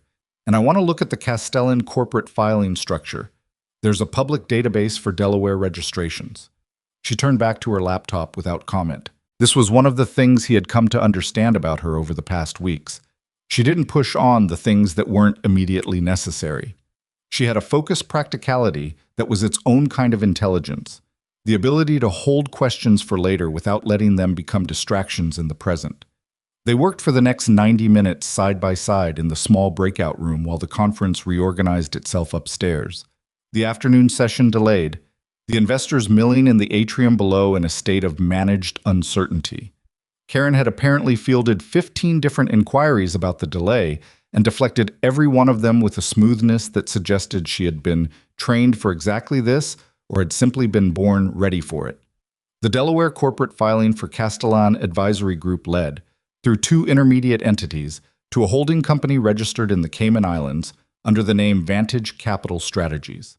Cole found this using the public filing database and 2 additional searches through a corporate registry aggregator that Sophia accessed through a subscription her legal department maintained.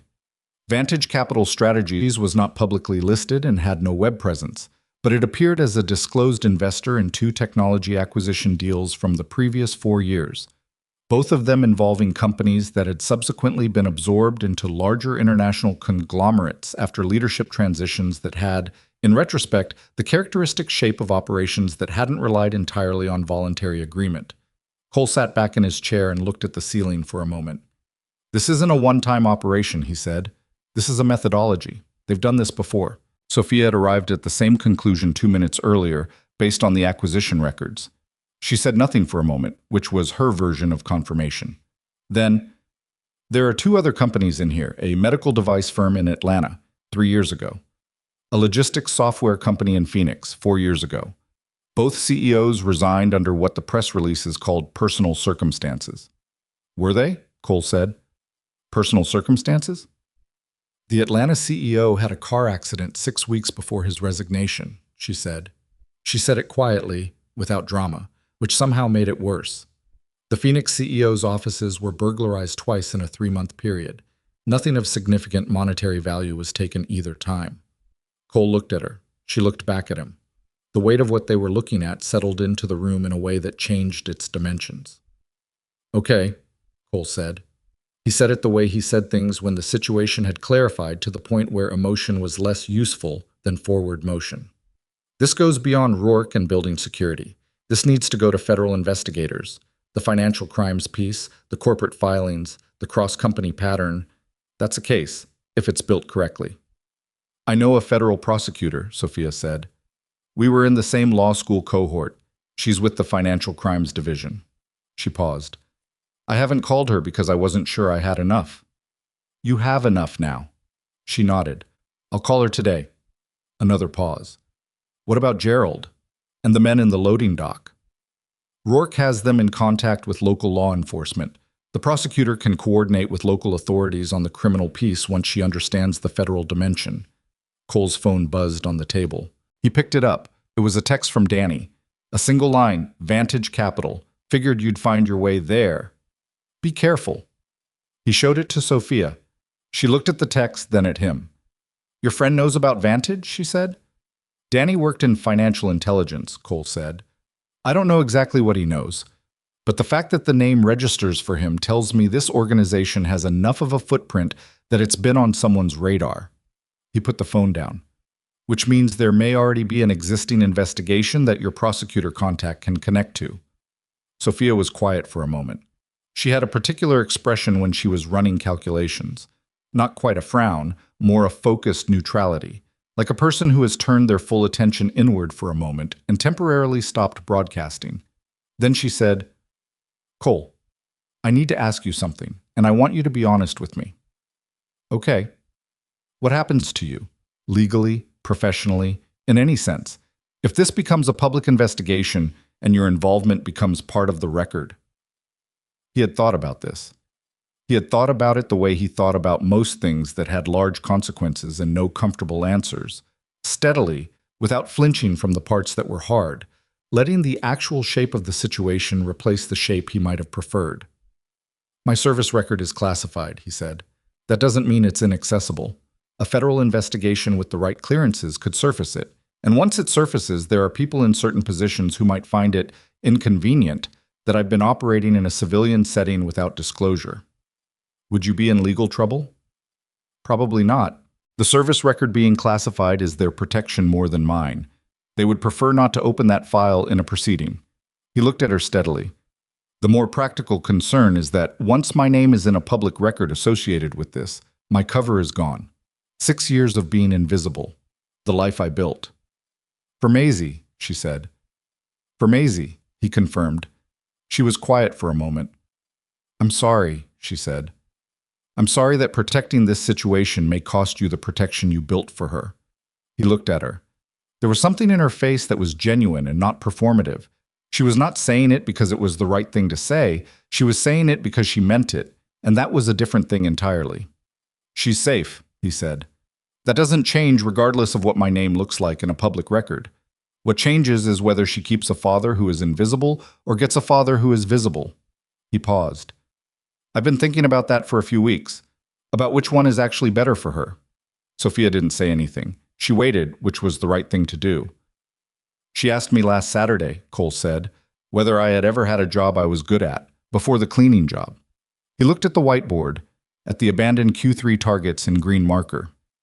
She's 8 years old and she already knows there's a part of me I haven't shown her. That's not what I wanted. I wanted to give her simplicity. A father without edges. He stopped. Recalibrated. I'm not sure that's what she actually needs. What do you think she needs? Sophia said. He was quiet for a moment. Her father, he said. The whole version. The room was silent. Outside, in the corridor, Cole could hear foot traffic, the conference reconvening, people moving back toward the elevators. The ordinary logistics of a large event resuming after an interruption. Call your prosecutor, he said. Let's finish this. What? Sophia's call to the federal prosecutor, a woman named Janet Calloway, compact and precise on the phone in a way that immediately communicated both intelligence and a complete absence of patience for anything that wasn't directly relevant, lasted 47 minutes. Cole sat on one side of the table and listened, and occasionally slid a page of the financial record in front of Sophia when she referenced a specific transaction and thought about the architecture of what they had built over the past weeks. The folded email, the supply closet drops, the stairwell conversations, the library terminals, the floor plan he had memorized by lamplight while Maisie slept down the hall. It was not a clean picture.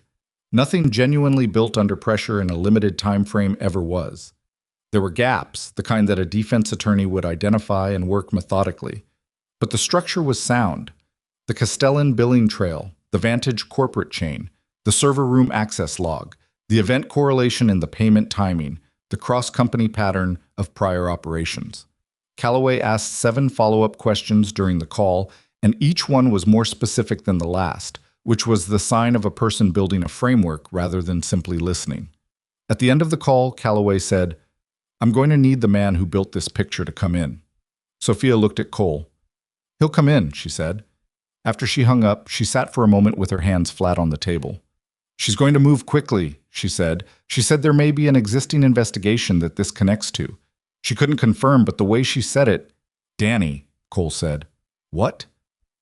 My friend who confirmed the Vantage name.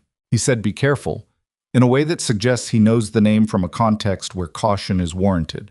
He looked at the phone on the table. If there's an existing investigation, it's probably been building for months. What we have may be the piece that closes the loop. That would explain the timeline pressure from the email, Sophia said slowly. Before the conference, if they knew an investigation was narrowing, they needed to complete the operation before the window closed. Which means we disrupted more than today's attack, Cole said. We disrupted their exit window. Sophia looked at him. Is that good? It means they're out of moves, he said. Yes, that's good. She let out a long breath. It was not dramatic, just the breath of someone who has been holding something for a very long time and has just found a surface to set it down on. I need to go back upstairs, she said. The afternoon session. She paused. Can you be here? In the building? For the rest of the day? I'm assigned until 6, he said.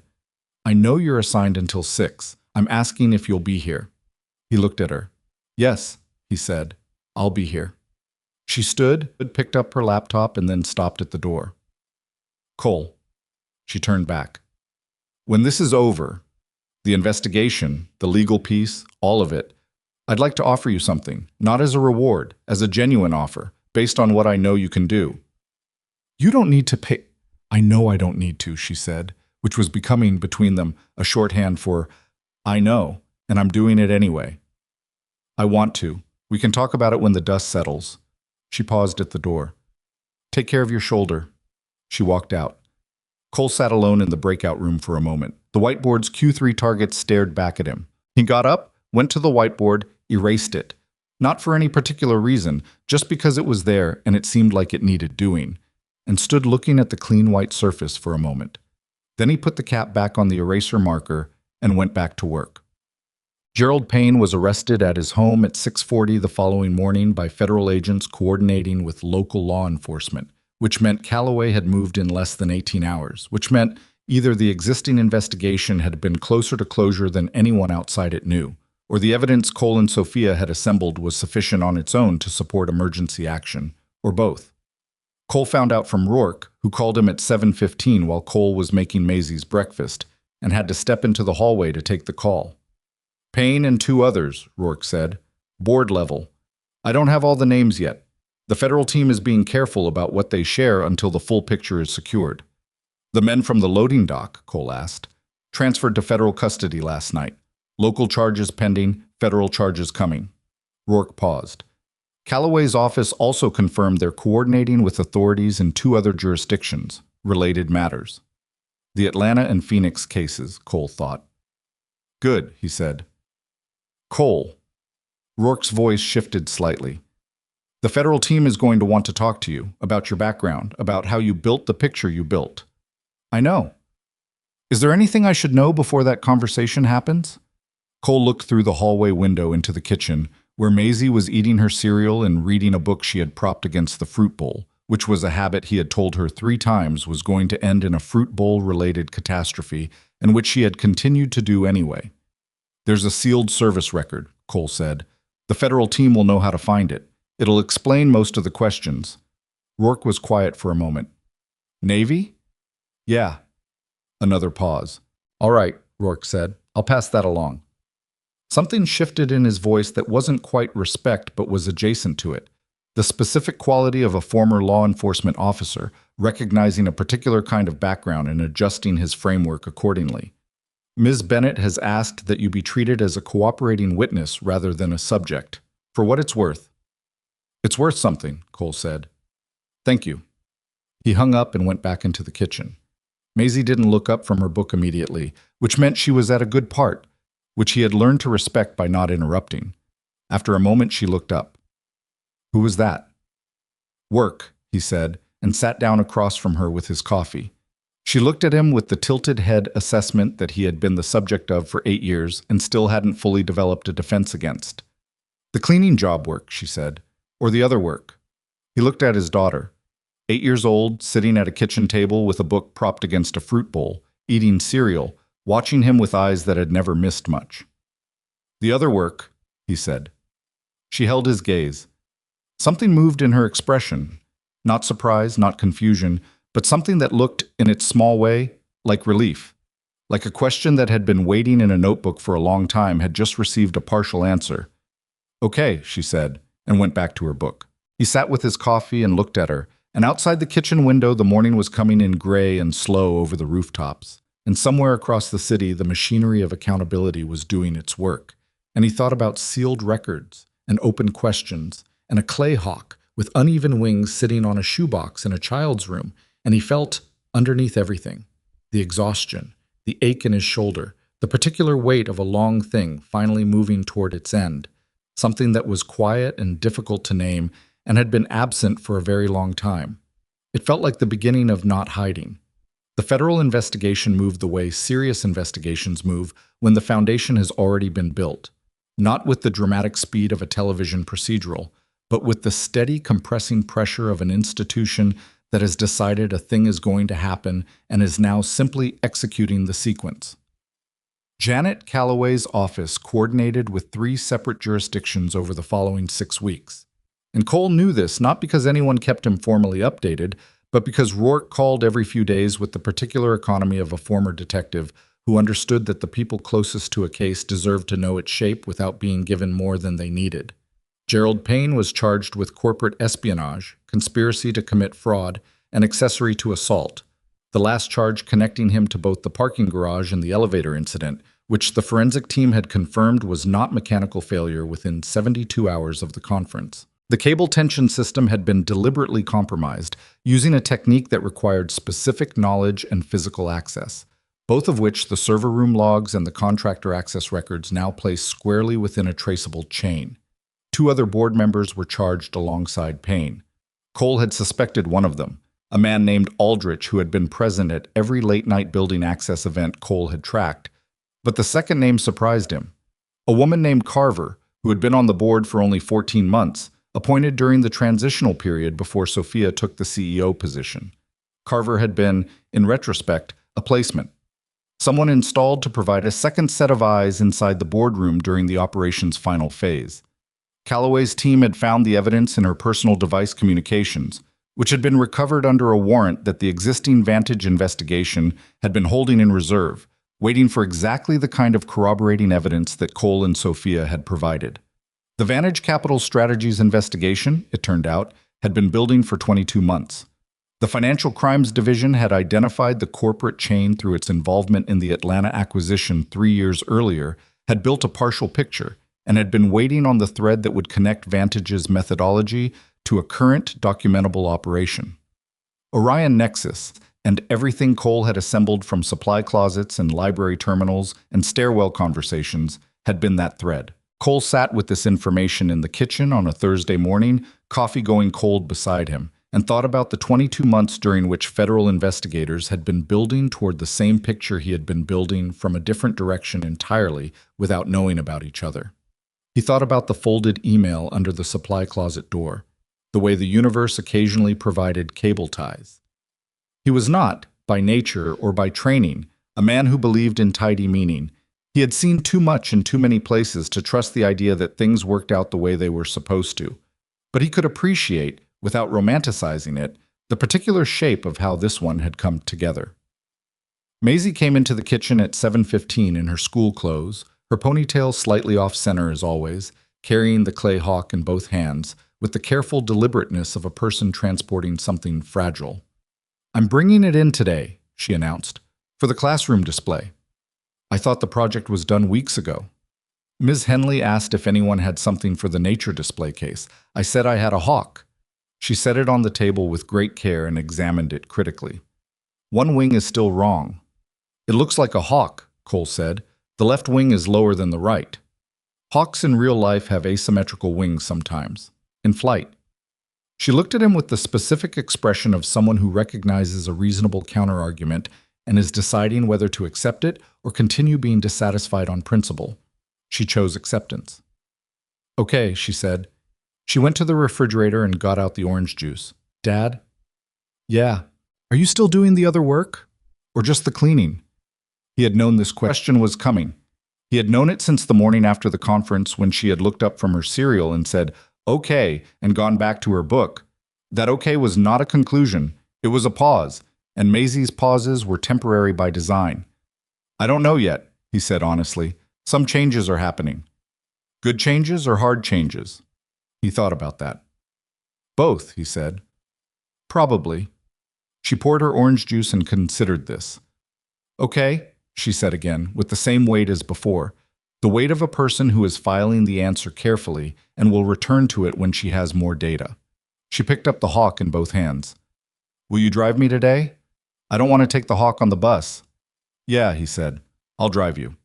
She carried the hawk to the door and set it on the shelf beside her backpack and went back for her jacket. And Cole watched her and thought, not for the first time, that the person most capable of teaching him things about how to live in the world was currently in the 3rd grade and thought asymmetrical wings were a flaw worth worrying about.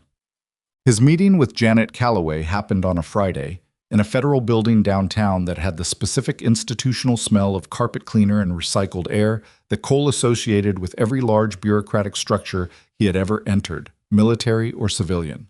Calloway was exactly what she had sounded like on the phone.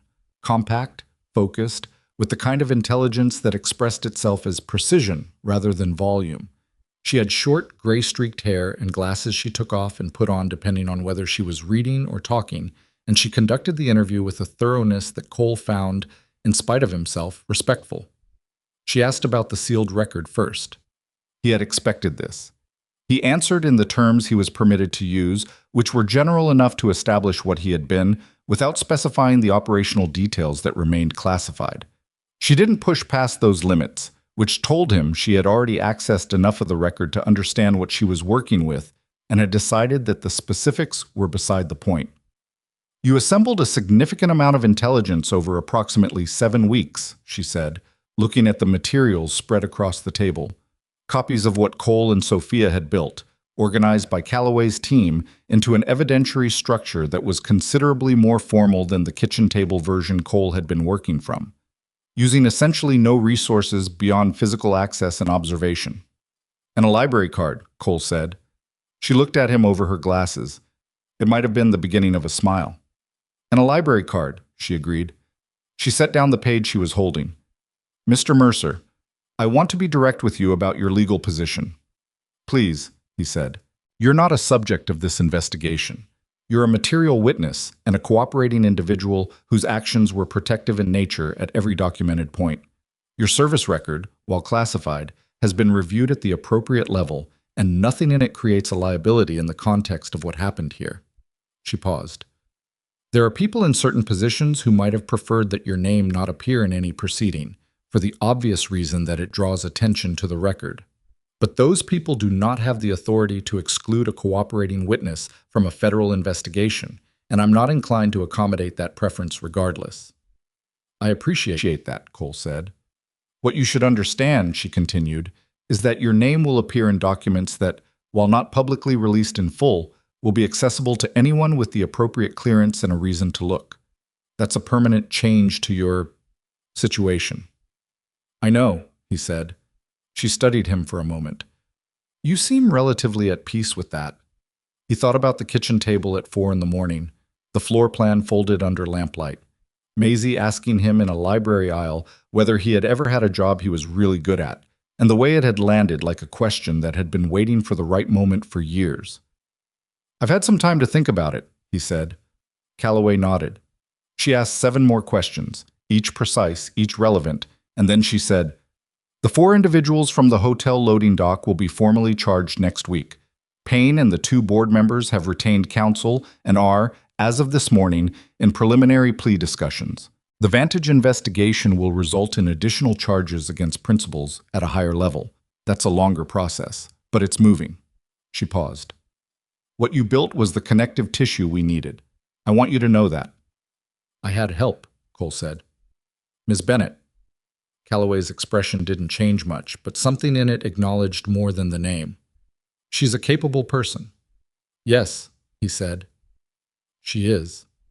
He left the federal building at noon and stood on the sidewalk in the December cold for a moment, squinting up at a sky the color of old pewter.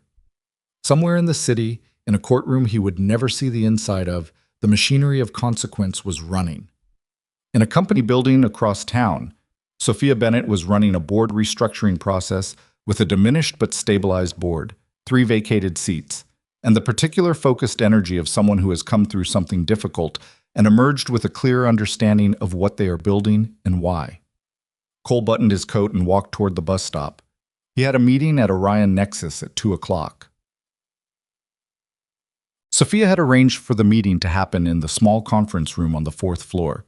Not the boardroom, not the executive suite, but the same floor where Cole had emptied trash bins for nearly 6 years, which he suspected was not an accident. She was already there when he arrived, and she had, for the first time in all the weeks he had known her, left the pencil and the clip at home. Her hair was down. It made her look slightly younger and considerably more human, which was probably the point. "How was Calloway?" she asked.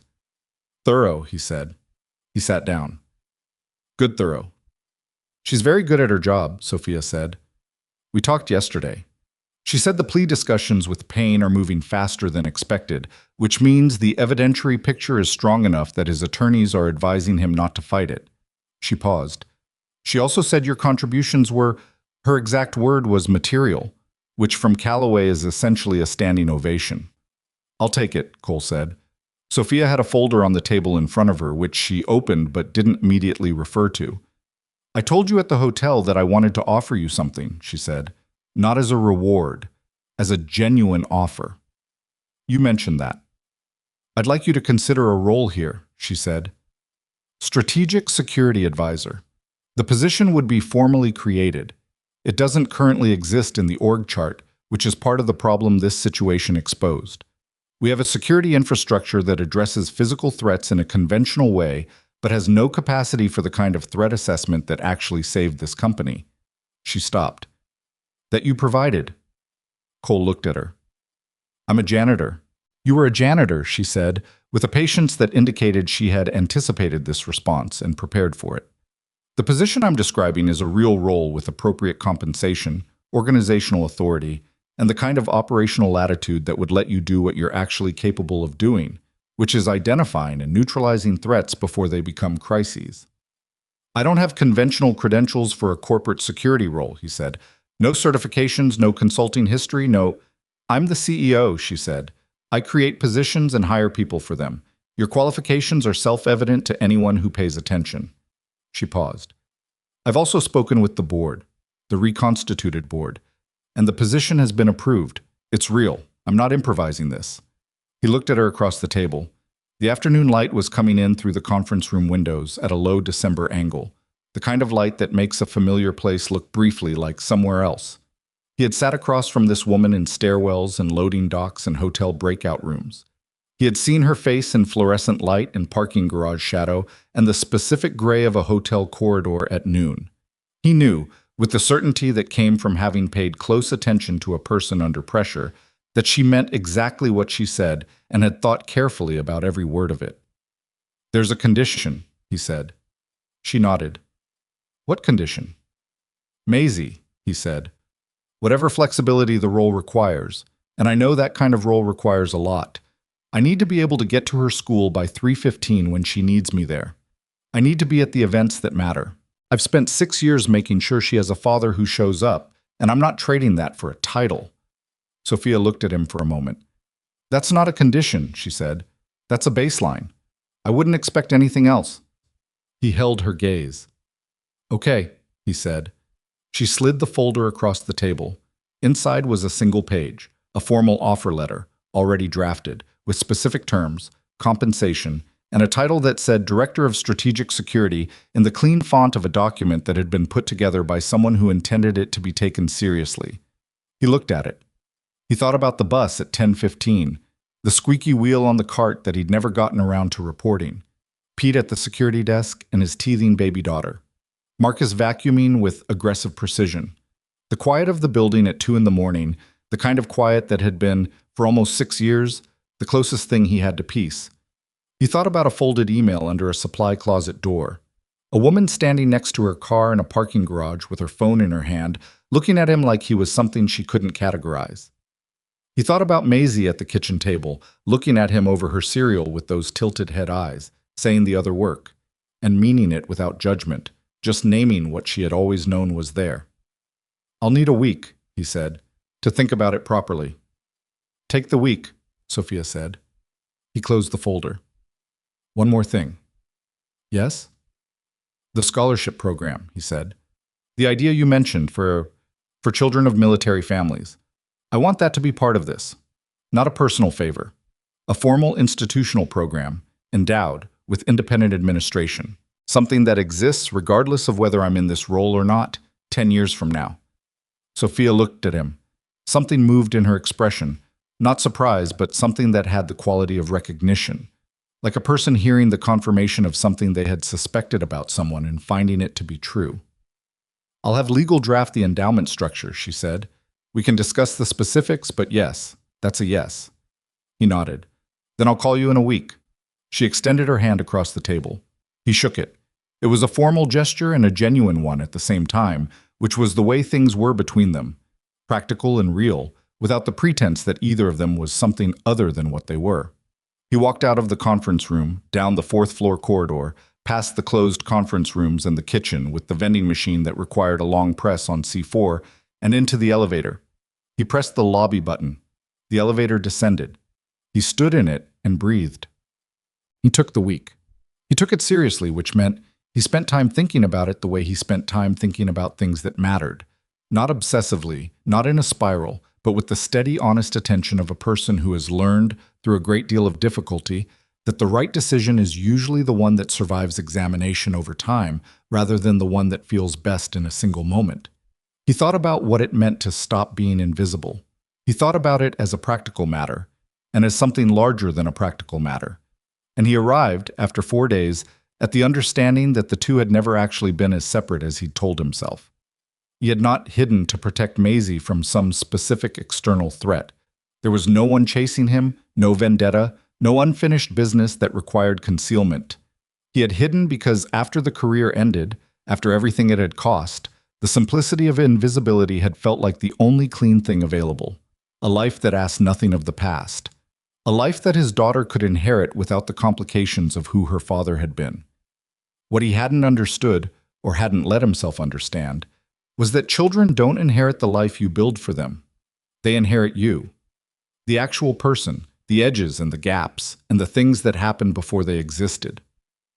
Maisie had been living alongside the ghost of his former self for 8 years, sensing it the way children sense things that adults have decided to keep quiet, building her own private understanding of a father who was careful never to quite arrive in his own life. She deserved the whole person. That was the conclusion he kept coming back to, the one that had been sitting at the bottom of the analysis from the beginning, waiting for him to stop arguing with it. On the 5th day, he called Sophia and accepted the offer. She said, "Good." Just that. Not enthusiastically, not with the performance of someone who has won something. Just the word, in the voice of someone who is relieved that the right thing happened and intends to move forward. He appreciated that more than she probably knew. He told Maisie on a Saturday morning. He made pancakes first because some conversations go better with pancakes, and because the act of making them gave his hands something to do and his mind something to organize around while he figured out how to begin. She was already at the table when he brought the plate over, reading the book about the hidden map in the clock, which she was apparently rereading for the second time, a habit she had inherited from nobody in particular and maintained with great loyalty. He sat down across from her. She looked up. "You're going to tell me something," she said. "How do you know?" "Because you made pancakes on a day that isn't Sunday." He looked at the plate. She was correct. "I took a new job," he said, "at Orion Nexus. Not the cleaning job, a different role." She was very still for a moment. "The other work?" "Something like that. Security, keeping the company safe from threats." He paused. "People will know who I am, what I did before. It won't be quiet the way it was." She looked at him with those eyes. 8 years of looking at him, 8 years of filing questions in a notebook on her nightstand, 8 years of a tilt-headed patience that was more mature than most adults he had known. "Is that bad?" she asked. "It's different," he said. "It means some things about our life change." "Which things?" "Schedule. Visibility." He tried to find the right word. "People may know more about who your father is." She was quiet for a moment. Then she said, "Dad, I already know who my father is." He looked at her. He was quiet. "I've always known," she said, with the matter-of-fact certainty of someone stating a thing that seems obvious from where they are standing. "You just didn't know I knew." She reached for a pancake with the confidence of someone who has just navigated a significant conversation and is now ready to eat. "Is the new job good?" He sat with that for a moment.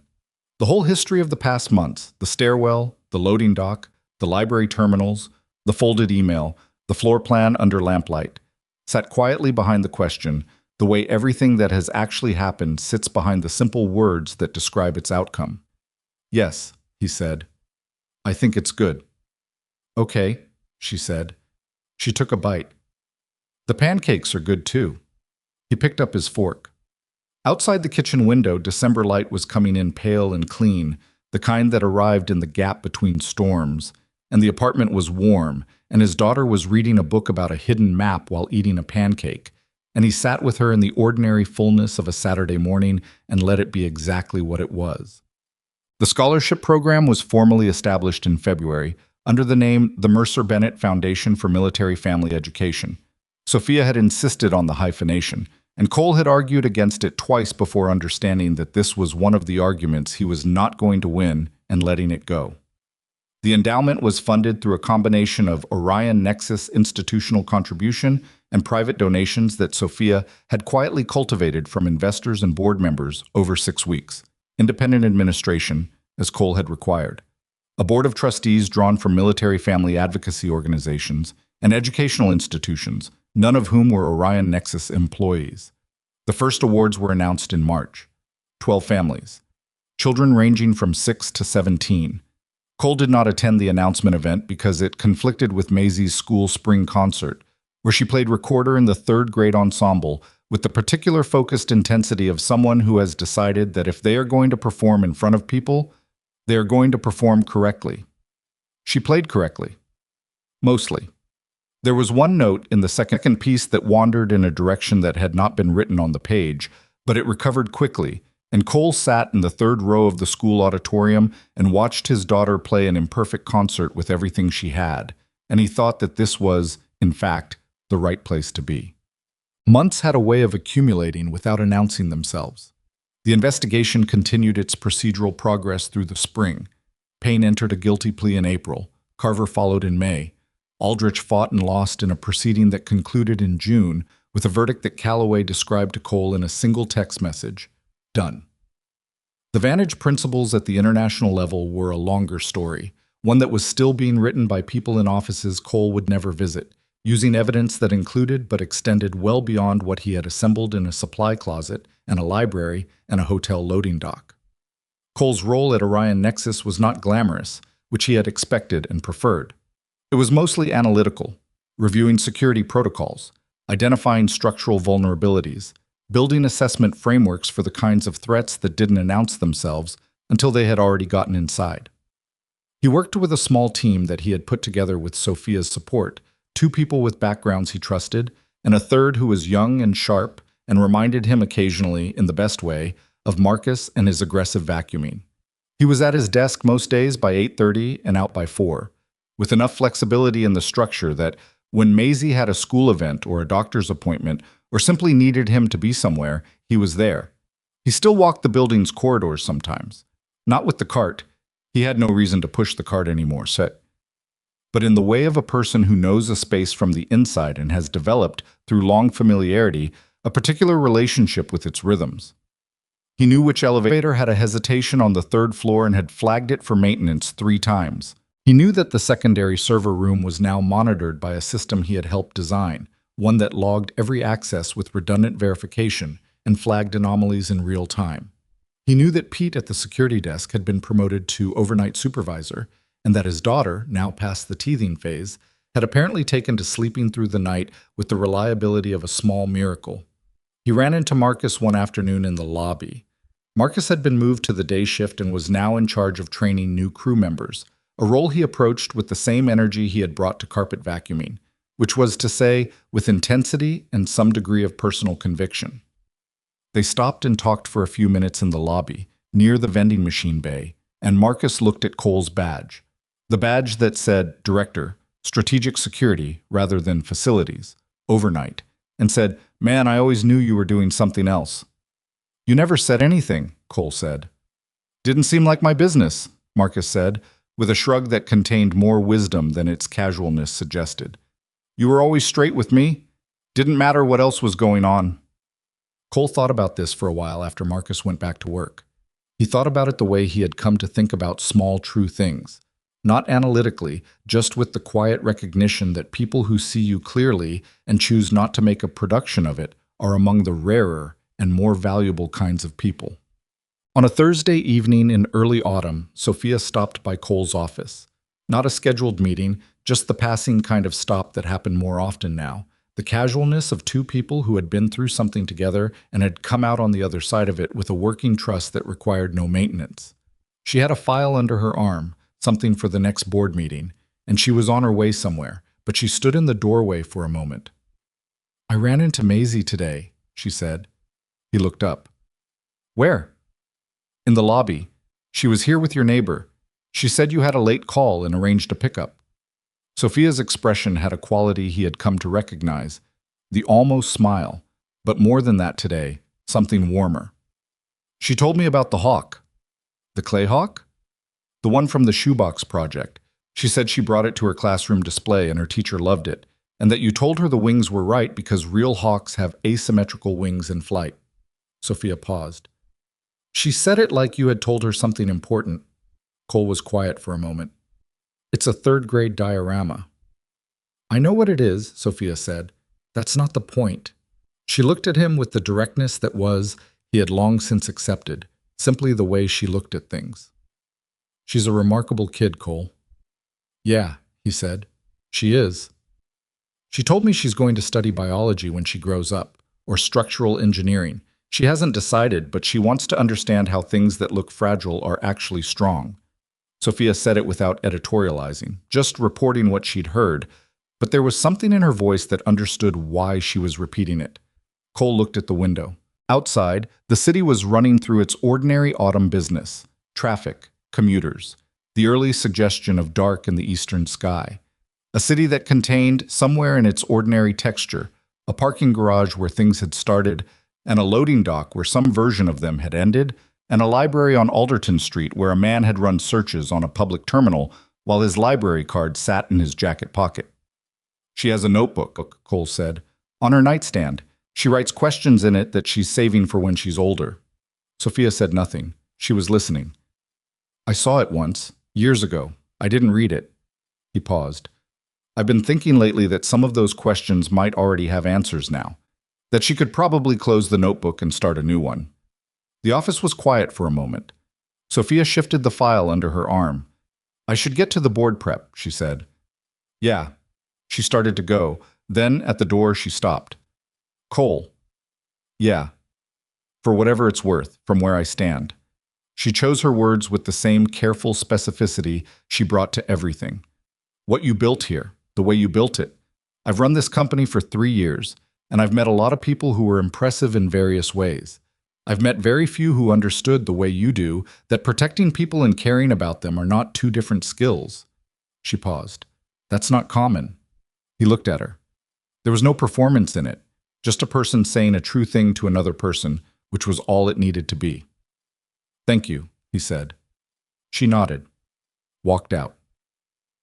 He sat in his office for a moment after she left, in the particular quiet that settles after a genuine thing has been said and acknowledged.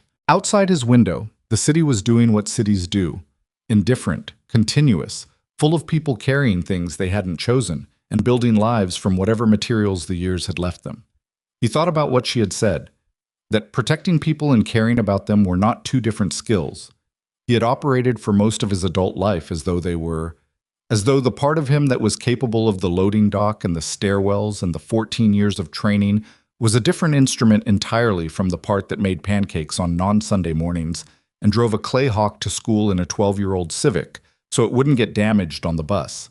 He had kept them in separate rooms inside himself because he had believed, or had needed to believe, which is not the same thing, that they were incompatible, that the father and the operator could not occupy the same body without one of them compromising the other.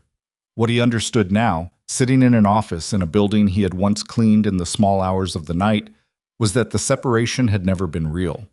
The same thing that had moved him through the parking garage and the hotel corridors had moved him to the bus at 10:15 every morning for 6 years so that Maisie would have a parent who showed up. It wasn't two things. It had always been one thing. He had just needed long enough, and a particular sequence of stairwells and supply closets and index cards left in paper towel cases, to see it clearly. He gathered his things, shut down his computer, and walked to the elevator. He had to pick up Maisie by 4. He pressed the lobby button and stood in the descending elevator and thought, without sadness, about the man who had pushed a cart through these corridors for nearly 6 years, watching and listening and waiting for a life that felt safe enough to actually live. He had compassion for that man. Genuine compassion, not self-pity, which is a different thing with a different weight. That man had done what he needed to do. He had kept the important things intact while he found his way back to himself. The elevator reached the lobby. Cole walked out into the building's main entrance, through the glass doors, and into the afternoon. The air was cool. Autumn fully arrived. The city moved around him in all its ordinary complexity, people and traffic, and the particular light of a late afternoon in a season that has decided it's time to change.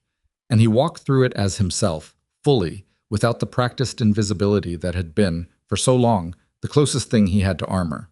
He was not the ghost in the gray coveralls anymore. He was not entirely sure yet what he was instead. These things took time, and he had learned to extend himself some patience in that department. But he was present, in his own life, in his own name, with his own history intact and visible, and no longer something to manage from a distance.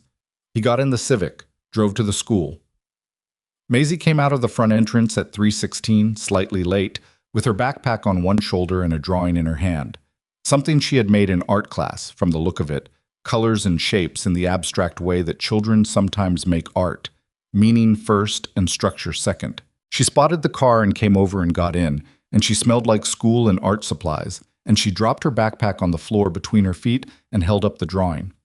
"I made a hawk," she said, "but flying, with both wings right." He looked at the drawing. Both wings were equal. Clean lines, decisive color, the clear intention of a child who had decided to make a thing and made it. "It's good," he said. "I know," she said. She set it on the dashboard where she could see it on the way home. "Can we get soup on the way? Not restaurant. The market soup." "Yeah," he said. "We can get soup."